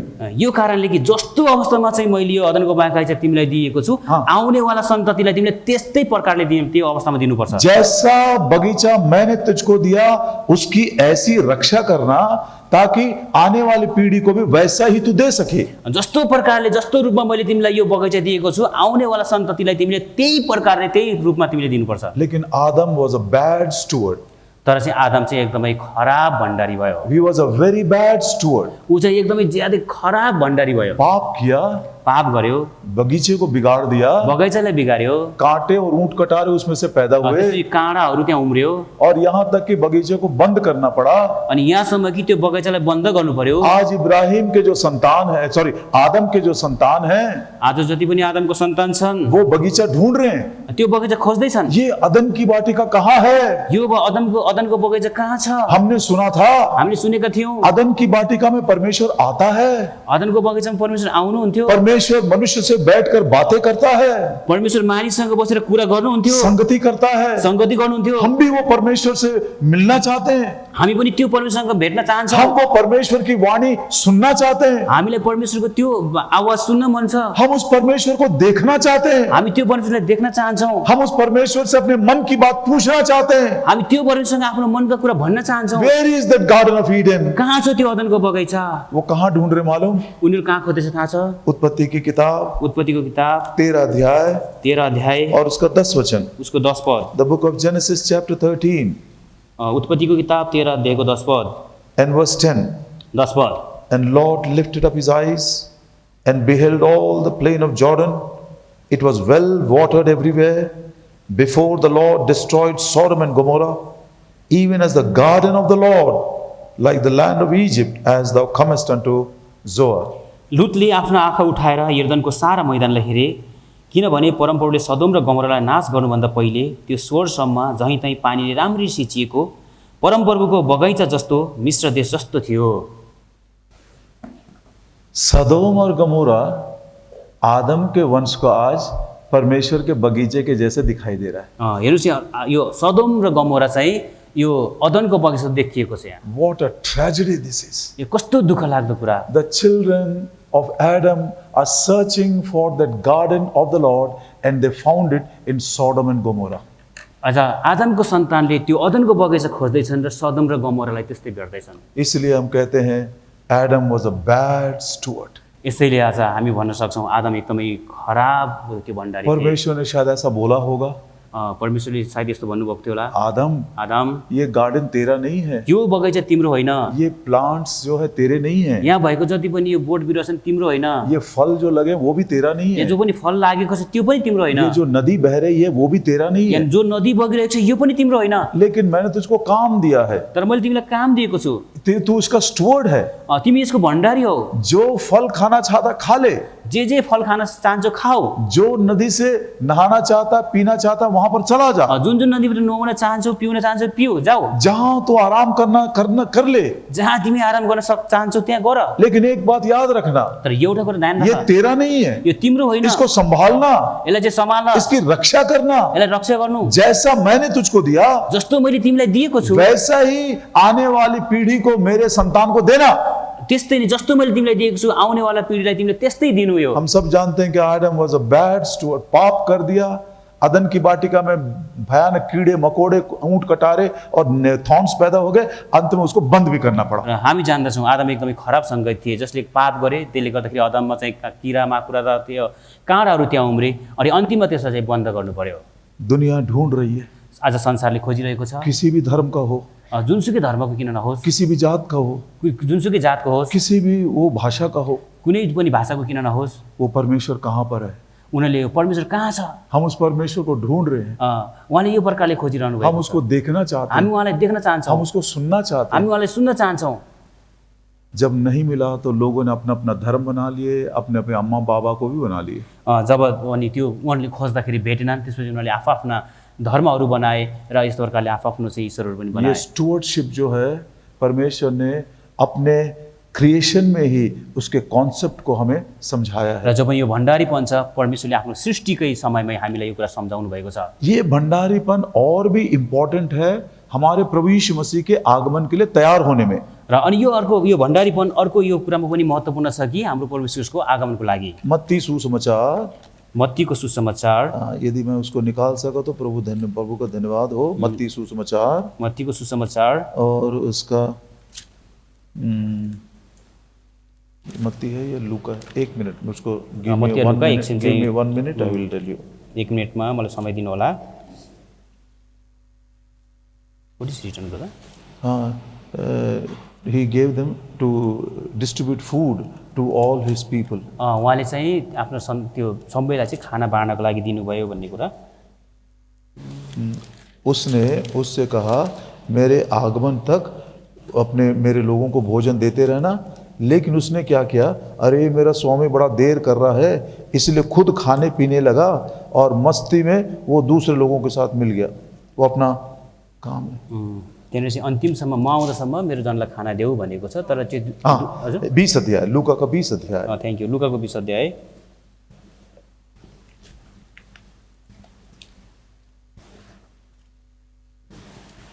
नहीं सॉरी हाँ मत्ती 24 में मत्ती में था।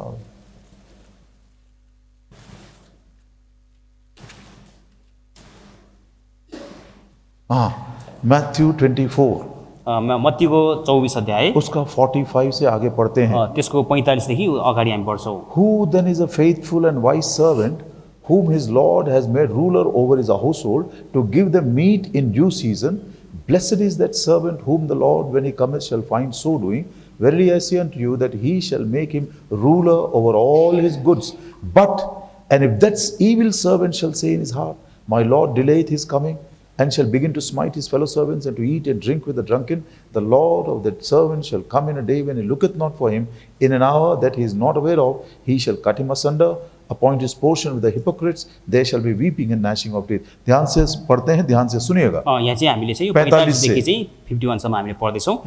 45 देखि 51 सम्म एकदम ध्यानसँग सुन्नु होला। तब विश्वासयोग्य र बुद्धिमान दास को हो जसलाई आफ्ना मालिकले ठिक ठिक समयमा तिनीहरूलाई खानेकुरा दियोस् भनी आफ्ना नोकर चाकरहरूमाथि हाकिम नियुक्त गरेका हुन्छन्। त्यो दास धन्य हो जसलाई उसका मालिकले आफू आउँदा त्यस्तै गरिरहेको भेटाउनेछन्। म तिमीहरूलाई साँचो भन्दछु, उनले उसलाई आफ्ना सारा सम्पत्तिमाथि हाकिम नियुक्त गर्नेछन्। 48 पद, तर त्यस दुष्ट दासले मेरा मालिक आउन ढिलो गर्नुहुन्छ भनी आफ्नो मनमा भन्छ र आफ्ना सङ्गी दासहरूलाई पिट्न साथै मतवालाहरूसँग खान र पिउन थाल्छ भने त्यस दासका मालिक त्यस दिन आउनेछन् जुन दिनमा त्यसले उनको बाटो हेरेकै हुँदैन र त्यस घडीमा जुन घडीको विषयमा त्यसलाई थाहै हुँदैन, अनि उनले त्यसलाई काटी टुक्रा पार्नेछन् र त्यसको भाग कपटीहरूसित ठहराउनेछन्। त्यहाँ रुवाबासी र दारापिटाइ हुनेछन्। लूका के 12 में लुकाको 12 मा वो शब्द स्टुअर्ड आया है। र त्यो चाहिँ भण्डारी भन्ने शब्द आएको छ। लूका 12 अध्याय लुका 12 अध्याय उसका 42 वचन 42। लुका 12 को 42। And the Lord said, who then is that faithful and wise steward, whom his Lord shall make ruler over his household, to give them their portion of meat in due season? यहाँनिर 12 को 42 मा हुन्छ, अनि प्रभुले भन्नुभयो, तब त्यो विश्वासयोग्य र बुद्धिमान भण्डारी को हो जसलाई आफ्ना मालिकले ठिक ठिक समयमा तिनीहरूलाई खानेकुराको भाग दिनलाई आफ्ना नोकर चाकरहरूमाथि हाकिम नियुक्त गर्नेछन्। Stewardship. भण्डारीपन। ये गार्डन तेरा नहीं है, यो बगैँचा तिम्रो होइन, ये पेड़ पौधे तेरे नहीं है, यहाँ भएको यो रुख बिरुवा तिम्रो होइनन्, फल फूल जगह तेरा नहीं है, यो फलफुल र यो ठाउँ पनि तिम्रो होइन, ये मेरा है, यो मेरो हो, लेकिन मैंने तुझको दिया। तर मैले तिमीलाई दिएँ यो। जी भर के खाना, जीवनभरि खानुहोस्, जहां तू बैठना चाहता बैठ जा, जहाँ तिमी बस्न चाहन्छौ त्यहाँ बस, लेकिन इसकी रक्षा करना। तर यसको रक्षा गर। जैसा मैंने दिया वैसा ही आने वाले संतान को देना। जस्तो मैले तिमीलाई दिएँ आउनेवाला सन्तानले पनि त्यस्तै देऊ। जहाज का मालिक बोलता है, जहाजको मालिकले भन्छन्, ये जहाज तेरा नहीं है, यो जहाज तिम्रो होइन, ये पैसेंजर्स तेरे नहीं यो है, प्यासेन्जर पनि तिम्रो होइन, ये जो 3 बड़े बड़े गोदाम में मैंने भोजन भर के रखा, यो 3टा ठुल्ठुलो गोदाममा जहाँ मैले खाना भरेर राखेको छु, ये भी मेरा है, त्यो पनि मेरो हो, लेकिन तुझको मैंने नियुक्त किया है। तर मैले तिमीलाई चाहिँ नियुक्ति गरेँ। You are only a steward. तिमी केवल भण्डारी मात्रै हो। समय समय पर भोजन देते जाना। ठिक ठिक समयमा भोजन देऊ। ऐसा ही शायद प्रभु बोलता होगा, यसरी प्रभुले बोल्नु भएको भए, ये जो जीवन तेरा है, यो जो जीवन मेरो तिम्रो छ, तेरा नहीं है, ये तिम्रो होइन। अरे तू तो मरा हुआ था, तिमी त मरेका थियौ, लेकिन मैं तुझको जीवन दिया, तर मैले तिमीलाई जीवन दिएँ। ये मेरा जीवन है, यो मेरो जीवन हो, इसको बर्बाद मत करना, यसलाई बर्बाद नगर, अशुद्ध मत करना, यसलाई अशुद्ध नगर, इसको वेस्ट मत करना, यसलाई चाहिँ एकदम नष्ट नगर। तेरे जीवन को जो मैंने दिया उसको अपने लिए खर्च मत करना, र यो जो पनि जीवन मैले तिमीलाई दिएँ त्यो आफ्नो लागि खर्च नगर, दुनिया के लिए खर्च मत करना, दुनियाको लागि खर्च नगर। और जो जीवन मैंने तुझको दिया, जो जीवन मैले तिमीलाई दिएँ, जाने से पहले, जान भन्दा पहिला, जमीन पर उंडेले में पानी बनने से पहले, जमिनमा पोखीको पानी बन्नु भन्दा पहिला, अपने बच्चों को, आफ्नो बच्चाहरूमा, अपने मित्रों को, आफ्नो साथीहरूको और अपने कांग्रेगेशन में थोड़ा थोड़ा बांट के चले र जाना। आफ्नो यो मण्डलीमा थोरै थोरै चाहिँ बाँडेर जाऊ। क्या ये विचार उस व्यक्ति ने नहीं कहा? कि त्यो व्यक्तिले यो कुरा भनेन र? This is what James Stewart said about Brother Buxing. र यो बक्सिङको बारेमा चाहिँ जेम्स स्टुअर्टले भनेको कुरा यो थियो। If you see any good thing in my walk with the Lord today, it's only because of those Indian men of faith who poured their life into me when I was a young graduate in Syracuse. यदि तिमीले प्रभुको हृदयमा मका कुनै त्यस्तो असल कुरा देख्छौ भने त्यो केवल ती व्यक्तिको कारणले हो जसले आफ्नो जीवन मेरो यो हृदयमा खनाउनु भयो जब म चाहिँ एकदमै पढ्दै थिएँ। At least one of my child should be able to say, "Oh Lord, thank you for giving me a father like this who poured his life into me."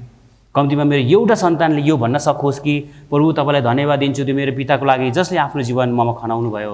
One or two from the congregation must be able to say, "Oh God, thank you for this servant of God.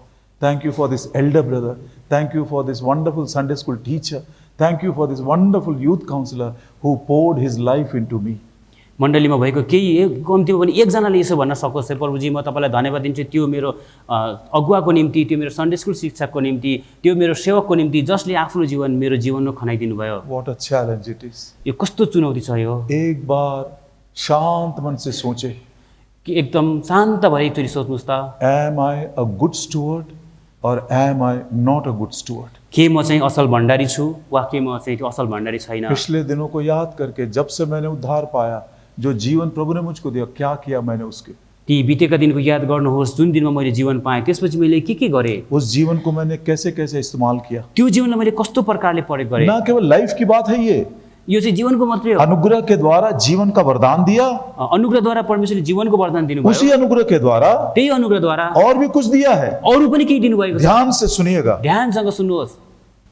उत्पत्ति की किताब, उत्पत्तिको किताब उसका 33 अध्याय, त्यसको 33 अध्याय, the book of exodus in chapter 33, होइन माफ गर्नु होला प्रस्थानको किताब सॉरी जेनेसिस 33 जेनेसिस 30 उत्पत्तिको 33 अध्याय उसका 5 वचन, त्यसको 5 पद, जेनेसिस 33 and verse 5. उत्पत्ति 33 को 5। And he lifted up his eyes and saw the women and the children and said, whose are those with thee? And he said, the children which God hath graciously given thy servant. तब तिनले आँखा उठाएर ती स्त्रीहरू र ती छोराछोरीहरूलाई देखे अनि तिनले भने तिमीसित भएका यिनीहरू को हुन्?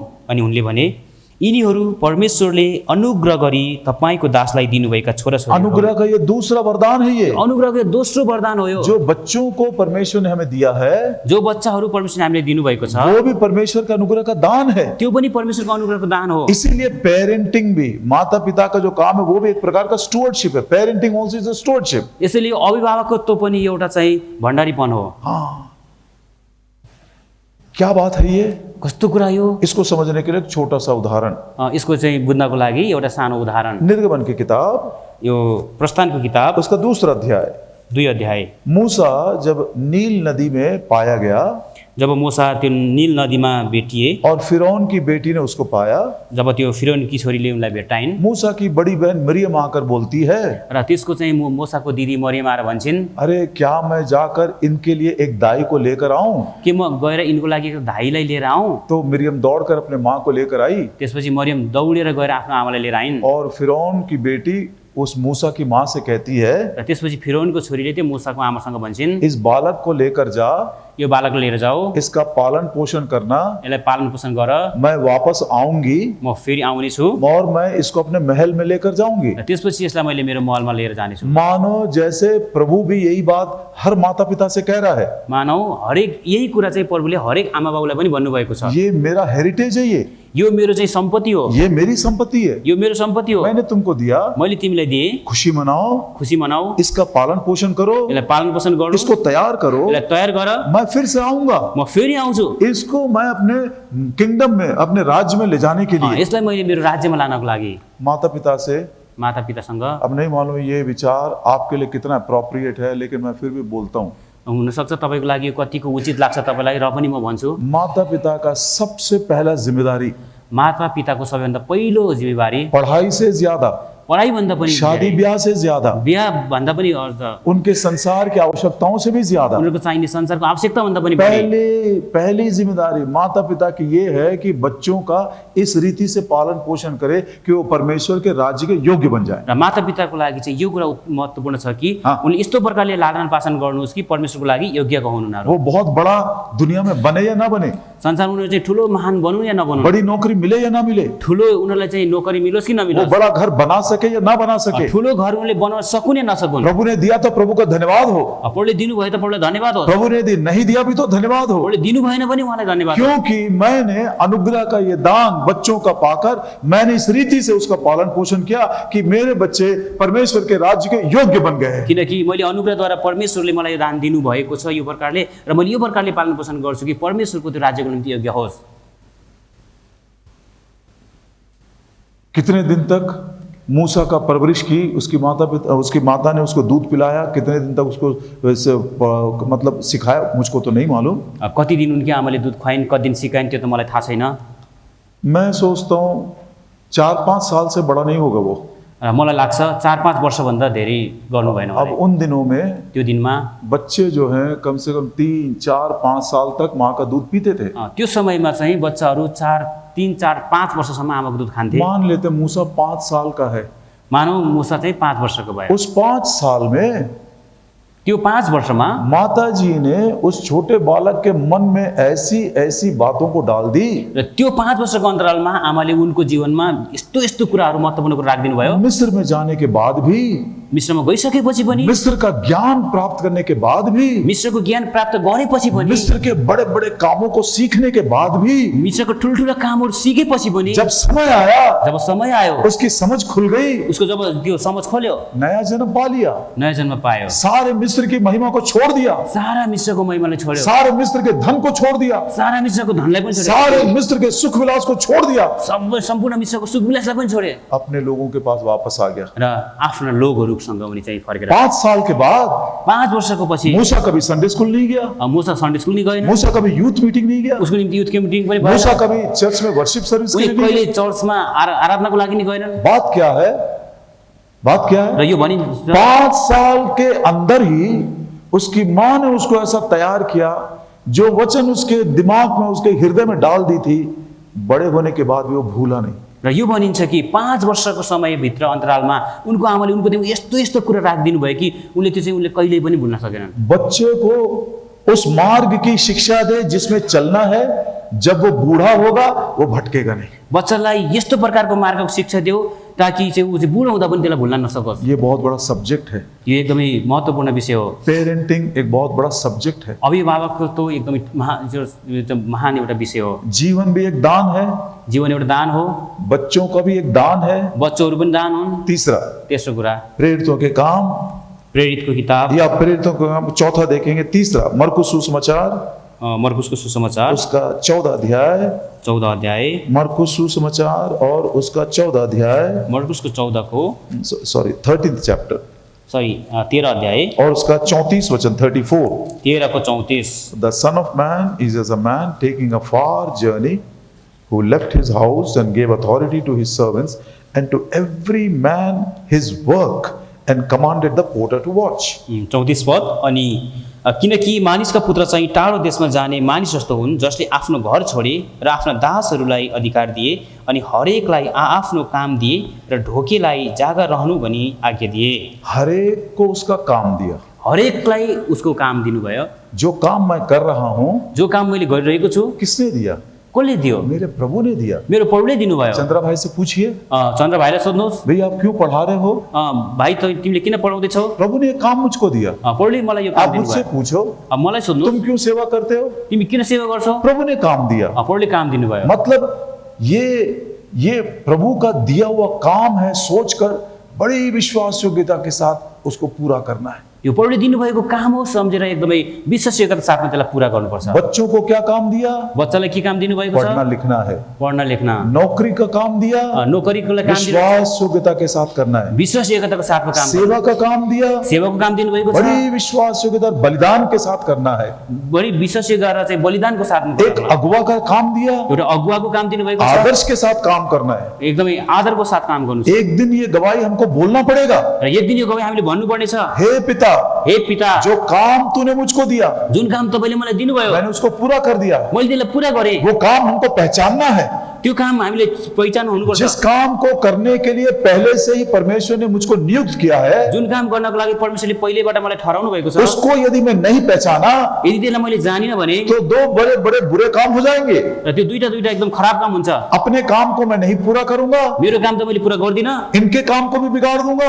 उनको काम पनि मैले बिगार्दिन्छु। इफिसियों की पत्री एफिसीको किताब 2 अध्याय 2 अध्याय और उसका 10 वचन। त्यसको 10 पद। The book of Ephesians and chapter 2 and verse 10. एफिसी 2 अध्यायको 10 पद। For we are his workmanship, created in Christ Jesus unto good works, which God hath before ordained that we should walk in them. किनकि ख्रीष्ट येशूमा हामी असल कामहरूका निम्ति सिर्जना गरिएका उहाँको हातको कारिगरी हौं, जुन असल कामहरूमा हामीले हिँड्नुपर्छ भनेर परमेश्वरले अघिबाटै ती कामहरू अघिबाटै मतलब पहले से ही नियुक्त किया। यो चाहिँ अघिबाटै अर्थात् चाहिँ पहिलेबाटै नियुक्ति गरिएको छ। मेरा काम क्या है? मेरो काम के हो? मेरे जन्म लेने से पहले ही बता दिया। मेरो जन्म हुनुभन्दा पहिले बताइदिनु मेरे भएको छ। क्वालिफिकेशन को जानने से पहले ही बता दिया। मेरो चाहिँ एकदमै क्वालिफिकेसनको योग्यताको जान्नभन्दा ध्यान पहिले। दीजिएगा, ये सारी बातों को कई बार न समझने के कारण कई बार परिवार में भी समस्याएं हैं और विशेष करके प्रभु के घर में भी समस्याएं हैं। यो चाहिँ मुख्य कुरा चाहिँ नजानेको कारणले चाहिँ परिवारमा अनि मण्डलीमा पनि यो प्रकारले समस्या आएको ये छ। काम जो प्रभु ने मुझको दिया, यो काम जो प्रभुले मलाई दिनुभएको छ, मेरी औकात देखकर, मेरे क्वालिटीज देखकर या मेरे एबिलिटीज देखकर नहीं दिया। यो मेरो क्षमता र मेरो योग्यता देखेर होइन, पहले से ही काम बना दिया पहिल्यै काम बनाइदिनु भयो। और उस काम के लिए अब वो मुझको तैयार कर रहा है। अब त्यो कामको लागि मलाई उहाँले तयार गर्दै हुनुहुन्छ, वचन के द्वारा तैयार करता है। वचनद्वारा तयार गर्दै हुनुहुन्छ। मैं ये पासिंग रेफरेंस, मैं दोबारा बोल सकूंगा कि नहीं, इसलिए मैं बोल देता हूं। र म चाहिँ फेरि यो भन्न सक्छु या सक्दैन, त्यसैले म भन्दैछु। एक काम जिसको प्रभु ने दिया है, उस काम को पूरा करने के लिए प्रभु मुझको तैयार करना चाहता है। जो काम प्रभुले मलाई दिनुभएको छ त्यो काम पूरा गर्नको लागि प्रभुले मलाई तयार गर्दै हुनुहुन्छ। कैसे तैयार करता है? कसरी तयार गर्दै हुनुहुन्छ? वचन के द्वारा, वचनद्वारा, अपनी वाणी सुनाकर। आफ्नो आवाज सुनाएर। भजन संहिता भजनको किताब उसका 29, 29 अध्याय, भजन संहिता 29। भजनको 29। सबसे पहले हम पढ़ेंगे 8 वचन। सबैभन्दा पहिला हामीले 8 पद पढ्नेछौँ। The voice of the Lord shaketh the wilderness. The Lord shaketh the wilderness of Kadesh. परमप्रभुको आवाजले उजाड स्थानलाई हल्लाउँछ। परमप्रभुले कादेशको उजाड स्थानलाई हल्लाउनुहुन्छ। The voice of the Lord shakes us.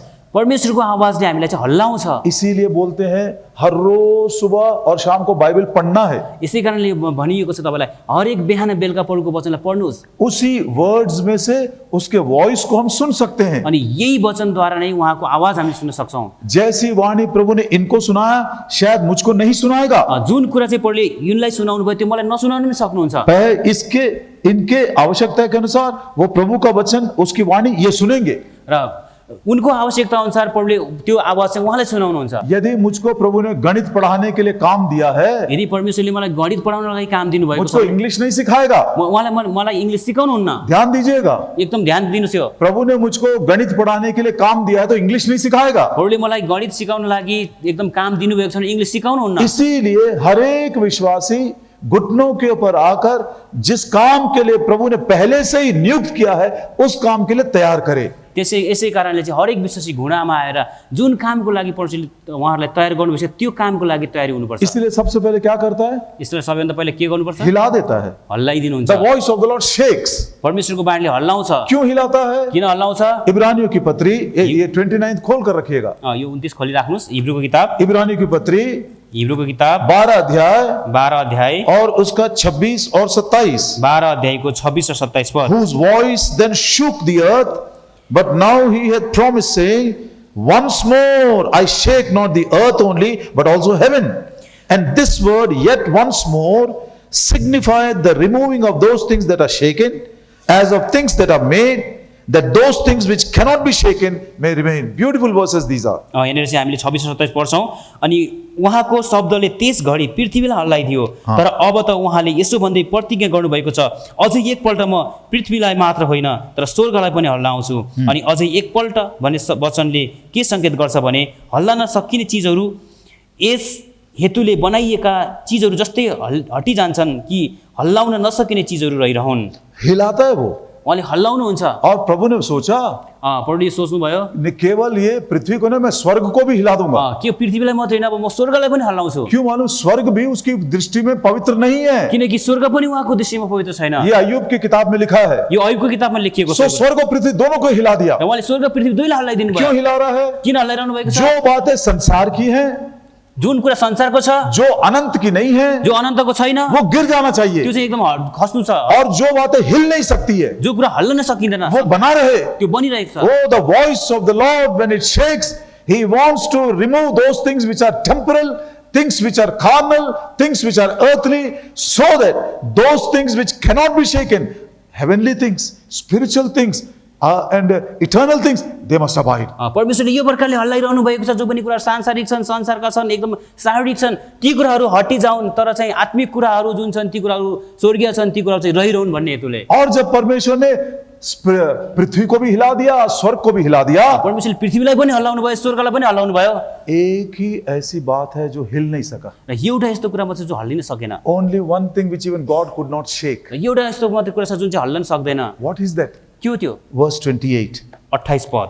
We receiving a kingdom which cannot be moved. हामीले यस्तो राज्य पाएका छौँ जो हल्लिन सक्दैन, जुन हट्दैन। 28 पद। यसकारण हामीले हल्लन नसकिने राज्य पाएका हुनाले स्वर्ग और पृथ्वी में एक ही ऐसी बात है जो हिल नहीं सकती है। स्वर्ग र पृथ्वीमा एउटा यस्तो कुरा छ जो हल्लिन सक्दैन। परमेश्वर का राज्य वो, त्यो परमेश्वरको राज्य हो, त्यो सनातन का राज्य वो, एकदम सनातनको राज्य। और उसने कहा ये छोटे झुंड मत डर। र त्यही कारणले उहाँले भन्छ हे सानो बगाल नडराऊ। मुझको बड़ी खुशी हो रही है ये ना हिलने वाला राज्य तुमको देने के लिए। यो नहल्लिने राज्य तिमीलाई दिनको लागि मलाई बडो खुसी छु म। राज्य का मतलब है, राज्यको अर्थ मतलब छ बहुत बड़ा पैलेस है, ऐसी बात नहीं है। ठुलो यो दरबार यस्तो होइन। राज्य का मतलब सिंहासन, द थ्रोन ऑफ अथॉरिटी। त्यो मतलब चाहिँ अधिकारको एउटा सिंहासन। पढ़ते हैं भजन संहिता, हामीले पढ्नेछौँ भजनको किताब 103। 103 भजन संहिता 103 भजनको किताब 103 और उसकी आयत है verse 19. 103 को 19 भजनको किताब 103 को 19 परमप्रभुले स्वर्गमा आफ्नो सिंहासन स्थापित गर्नुभएको छ अनि उहाँको राज्यले सबैमाथि शासन गर्दछ। Oh, the throne of the Lord is established, and he sits upon that throne which is unshakable to rule over all the earth. परमेश्वरको सिंहासन त्यो बसालिएको छ र त्यहाँबाट उहाँले चाहिँ शासन गर्नुहुन्छ जुन चाहिँ हल्लिन सक्दैन। उस सिंहासन पर बैठकर त्यो सिंहासनमा बसेर ये जो चांद है, ये जो तारे हैं, सबको कंट्रोल करता है। र यो जुन तारा सबैलाई उहाँले कन्ट्रोल गर्नुहुन्छ, समुद्र को कंट्रोल करता है। समुद्रलाई कन्ट्रोल गर्नुहुन्छ उहाँले। आज हमारी प्रार्थना है, आज हाम्रो प्रार्थना छ, हे प्रभु जी, हे प्रभुजी, मेरा हृदय इतना चंचल है, मेरो हृदय यति साह्रो चञ्चल छ, सुबह ठीक रहता हूँ, दोपहर को बिगड़ जाता हूँ। बिहान ठिक हुन्छु, दिउँसो बिग्रिन्छु म। कल मैं इतना अच्छा था, लेकिन आज मैं गिर गया। म हिजो यस्तो ठिक थिएँ, आज म गिरे। मैं बड़ा अस्थिर हूँ और चंचल हूँ। म एकदम अस्थिर र चञ्चल छु। जो सिंहासन से तू सारे विश्व को संभालता है, जुन सिंहासनबाट तपाईँले सारे विश्वलाई सम्हाल्नुहुन्छ, वो सिंहासन अब मेरे हृदय में लगा दे। अब त्यो सिंहासन मेरो हृदयमा लगाइदिनुहोस्। यिर्मयाह की किताब यिर्मयाहको किताब 3 अध्याय, तेस्रो अध्याय, उसका 17 वचन। यिर्मयाह 3 को 17। The book of Jeremiah chapter 3 and verse 17. यिर्मयाहको किताब 3 को 17। पढ़िए। त्यसबेला उनीहरूले यरुशलेमलाई परमप्रभुको सिंहासन भन्नेछन् अनि सबै जातिहरू यरुशलेममा परमप्रभुको नाममा भेला हुनेछन् अनि उनीहरू फेरि कहिल्यै आफ्नो दुष्ट हृदयको हठ अनुसार हिँड्ने छैन। जब मैं सिंहासन लगाऊंगा, जब म सिंहासन लगाउने छु, कोई भी मनुष्य अपने मन के विचारों से, अपने दुष्ट मन के विचारों से काम नहीं करेगा, ना चलेगा। कोही पनि मानिस चाहिँ आफ्नो मनको अनुसार र दुष्ट विचार अनुसार काम गर्ने तो छैन। क्या बोलना चाहिए? अँ, क्या बोलना चाहिए? के भन्नु पर्छ? प्रभु जी, तूने बोला एक और बार हिलाऊंगा। पढले भन्नुभएको छ, पढले भन्नुहुन्छ, तपाईँले भन्नुभएको छ एकचोटि हल्लाउँछु, Once more I will shake you. अझ एकचोटि म हल्लाउँछु। कल के दिन शेक किया था प्रभु जी, हिजो हल्लाउनु भएको थियो प्रभुजी, आज सुबह भी किए। आज पनि हल्लाउनु एक भयो, बार और शेक करो, अझ एकचोटि हल्लाउनुहोस्, फिर एक बार हिलाओ। अझ फेरि एकचोटि हल्लाउनुहोस्। संसार की बातें, संसारको कुरा, शरीर की बातें, शरीरको कुरा, पृथ्वी की बातें पृथ्वीको कुरा निकाल दो, निकालिदिनुहोस्। और वो जो हिल नहीं सकता उसको एस्टैब्लिश करो। जो हल्दिन नसकिने कुरा छ त्यसलाई चाहिँ स्थापित गर्नुहोस्। कौन सा है वो? कुन कुरा हो त्यो? परमेश्वर का सिंहासन जिसको कोई हिला नहीं सकता। परमेश्वरको सिंहासन जसलाई कसैले हल्लाउन जब सक्दैन। सिंहासन मेरे हृदय में लगाएगा, जब त्यो सिंहासन मेरो हृदयमा हुन्छ, मेरे मन के अंदर से जो दुष्ट विचार निकलते हैं, स्वार्थ के, संसार के, मैं उसको कभी भी पालन नहीं करूंगा। मेरो हृदयबाट जुन चाहिँ स्वार्थका अनि नराम्रा कुराहरू निस्कन तिनीहरूको म कहिले पनि तिनीहरूको पालन गर्दिन। The voice of the Lord shakes us. परमेश्वरको बाणीले हामीलाई हल्लाउँछ। दूसरा, दोस्रो कुरा Psalm 29, भजन 29, उसी में आप देखते जाइएगा प्लीज। यसमा हामीले अर्को हेर्नेछौँ 5 वचन। 5 पद। The voice of the Lord breaks the cedars, yea, the voice of the Lord breaketh the cedars of Lebanon. परमप्रभुको आवाजले देवदारहरू भाँचिदिन्छन्। परमप्रभुले लबनोनका देवदारहरूलाई भाँचिदिनुहुन्छ। मेरा वचन हथौड़े के समान है। मेरो वचन हथौडी जस्तो छ। The voice of the Lord breaks us. परमेश्वरको वचनले हामीले तोड्छ। कभी कभी हम इतने कठोर हो जाते हैं, कहिलेकाहीँ हामी यति कठोर हुन्छौँ, वचन हमको कायल नहीं करता है, त्यो वचनले हामीले कायल बनाउँदैन। तो प्रभु हथौड़ा लेकर तोड़ता है। परमेश्वरले हथौडा लिएर तोड्नुहुन्छ। इतना बड़ा हमारा ईगो बन गया, हाम्रो यत्रो ठुलो इगो हुन्छ, किसी की नहीं मानते। कसैलाई प्रभु अपने वचन के वॉइस के द्वारा हथौड़े के समान तोड़ता है। The voice of the Lord breaks us. परमेश्वरले त्यो आफ्नो हथौडाले तोड्नुहुन्छ। परमेश्वरको वचनले तोड्छ, छोटा बनाता है, सानो बनाउनुहुन्छ, और छोटा बनाता है, अझै सानो बनाउनुहुन्छ, ताकि हम मसीह के मन के अनुसार नम्र और दीन बन जाए। ताकि हामी मसीहको मन अनुसार नम्र र दीन बनाऊ। तीसरा, तेस्रो कुरा 7 वचन। 7 पद। The voice of the Lord divided the flames of fire. र प्रभु का वचन आग के समान लपटों को चीर देता है। परमप्रभुको आवाजले आगोका ज्वालाहरूलाई चिर्दछ। Divides. यो चाहिँ विभाजन गर्छ। इब्रानियों की पत्री हिब्रूको किताब 4 अध्याय 12 वचन के अनुसार 12 पदको आत्मा और प्राण को अलग अलग कर देता है। आत्मा र प्राणको छुट्टै छुट्टै बनाउँछ। The word of God divides our spirit from our soul. परमेश्वरको आवाजले चाहिँ हाम्रो प्राणलाई आत्मादेखि छुटाउँछ, So that we may become more spiritual.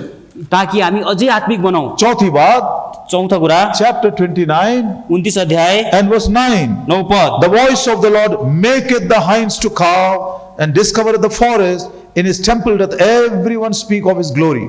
परमप्रभुको आवाजले हरिणीलाई ब्याउने तुल्याउँछ र जंगलहरूलाई नाङ्गा पार्छ अनि उहाँको मन्दिरमा हरेकले उहाँको महिमा जो इंग्लिश बाइबल पढ़ते हैं जसले इङ्ग्लिस बाइबल पढ्नुहुन्छ उनको एक लाभ मिला है। एउटा चाहिँ उहाँलाई एउटा फाइदा छ। हिंदी पढ़ने वाले, नेपाली पढ़ने वाले, तेलुगु पढ़ने वाले, उनको ये लाभ नहीं मिला। हिन्दू र तेलुगु नेपाली पढ्नलाई यो छैन फाइदा। इंग्लिश में देखिए, इङ्ग्लिसमा हेर्नुहोस् यहाँ the voice of the lord breaks, break with the cedars, इतने बोले, voice of the lord breaks. The voice of the lord break. हाँ नहीं, हिंदी नेपाली में बोलिए। परमेश्वरको बाणीले तोड्छ। और 5 वचन में और उसके बाद सॉरी 8 पहला the voice of the lord shakes, 8 पदमा the voice of the lord shakes अथवा परमेश्वरको आवाजले हल्लाउँछ। दूसरा the voice of the lord breaks, दोस्रो चाहिँ परमेश्वरको वचनले चाहिँ तोड्छ। तीसरा the voice of the lord divides, तेस्रो चाहिँ परमेश्वरको आवाजले चाहिँ विभाजन गर्छ। आखिरी अन्तिम the voice of the lord makes, र अन्तिममा चाहिँ 9 पदमा परमेश्वरको आवाजले बनाउँछ। अब बनाता है वो, अब बनाउनुहुन्छ उहाँले, हिला दिया, हल्लाइदिनु भयो, तोड़ दिया, फुटाउनु भयो, डिवाइड कर दिया, अलग बनाउनु अब भयो। वो बना रहा है। अब उहाँले बनाउनुहुन्छ। क्या बना रहा है? के बनाउँछ? उस काम के योग्य मुझको बना रहा है जिस काम को करने के लिए पहले से ही उसने ऑर्डर कर दिया। त्यो काम गर्नको निम्ति मलाई बनाउनु भयो, जुन काम चाहिँ उहाँले म भन्दा पहिले नै मेरो लागि चाहिँ उहाँले नियुक्ति गर्नुभएको थियो। How wonderful is our God, हाम्रो परमेश्वर कस्तो अद्भुत हुनुहुन्छ, how great is our God, कति महान हुन्छ हाम्रो परमेश्वर, how merciful, how gracious he is। कस्तो कृपालु, कस्तो अनुग्रहकारी हुनुहुन्छ। प्रभु दया करे, प्रभुले हामीलाई दया गर्नुभएको होस्। ये जीवन यो जीवन उसका दिया हुआ है, उहाँले दिनुभएको, बाल बच्चे बाल बच्चाहरू उसी का दिया हुआ है, उहाँले दिनुभएको, ये काम जो कर रहा हूँ यो जुन काम मैले गरिरहेको छु उसी ने दिया है। उहाँले दिनुभएको। चौथा चौथो कुरा प्रेरितों के काम प्रेरितको किताब 20 अध्याय 20 अध्याय और उसका 24 वचन 20 को 24। 24। None of these things move me, neither count I my life dear unto myself, so that I might finish my course with joy, and the ministry which I have received of the Lord, to testify the gospel of the grace of God। तर यी कुराहरूमध्ये कुनैले पनि मलाई विचलित पार्दैन, न त म आफ्नो प्राणलाई नै आफ्नो लागि प्रिय ठान्दछु, मेरो दौड र त्यो सेवा आनन्दसाथ पुरा गर्न सकु भनेर जुन सेवा मैले परमेश्वरको अनुग्रहको सुसमाचारको गवाही दिनका निम्ति प्रभु येशूबाट पाएको छु। सेवा कौन दिया? सेवा कसले दिनुभयो? एलशदाई से मिला जी। एल्सादाई चाहिँ भन्नुभयो नि, एलशदाई ने मुझको एल्डर बनाया, एल्सादाईले मैं मलाई कोई मामूली आदमी नहीं हूँ। एल्सादाईले मलाई चाहिँ एल्डर बनाउनु साधारण मान्छे होइन। या कोई गोविंद भाई दिए क्या? या कोही गोविन्द दाजुले दिनुभयो? पौलुस बोलता है पौलले भन्छन् ये सेवा जो मेरे प्रभु ने मुझे दिया है। यो सेवा जो मेरा प्रभुले मलाई दिनुभयो, थिंक अबाउट इट, यसको बारेमा सोच्नुहोस्। Ministry which the lord has given to me, त्यो सेवकाई जो परमेश्वरले मलाई दिनुभयो। प्रभु ने कभी चाहा तो डिटेल्स में एक एक बात को हम समझने की कोशिश करेंगे। प्रभुले कुनै समय यस्तो चाहनुभयो भने हरेक कुरालाई हामी एक एकलाई चाहिँ एकदमै डिटेलमा हेर्नेछौँ। लाइफ जीवन गॉड हैज गिवन, परमेश्वरले दिनुभयो। चिल्ड्रन बच्चाहरू गॉड हैज गिवन, परमेश्वरले दिनुभयो। वर्क काम गॉड हैज गिवन, परमेश्वरले दिनुभयो। मिनिस्ट्री सेवकाई God has given to me. परमेश्वरले दिनुभयो। एक और बात, अझै एउटा कुरा, यिर्मयाह चैप्टर 13 यिर्मयाहको किताब 13 अध्याय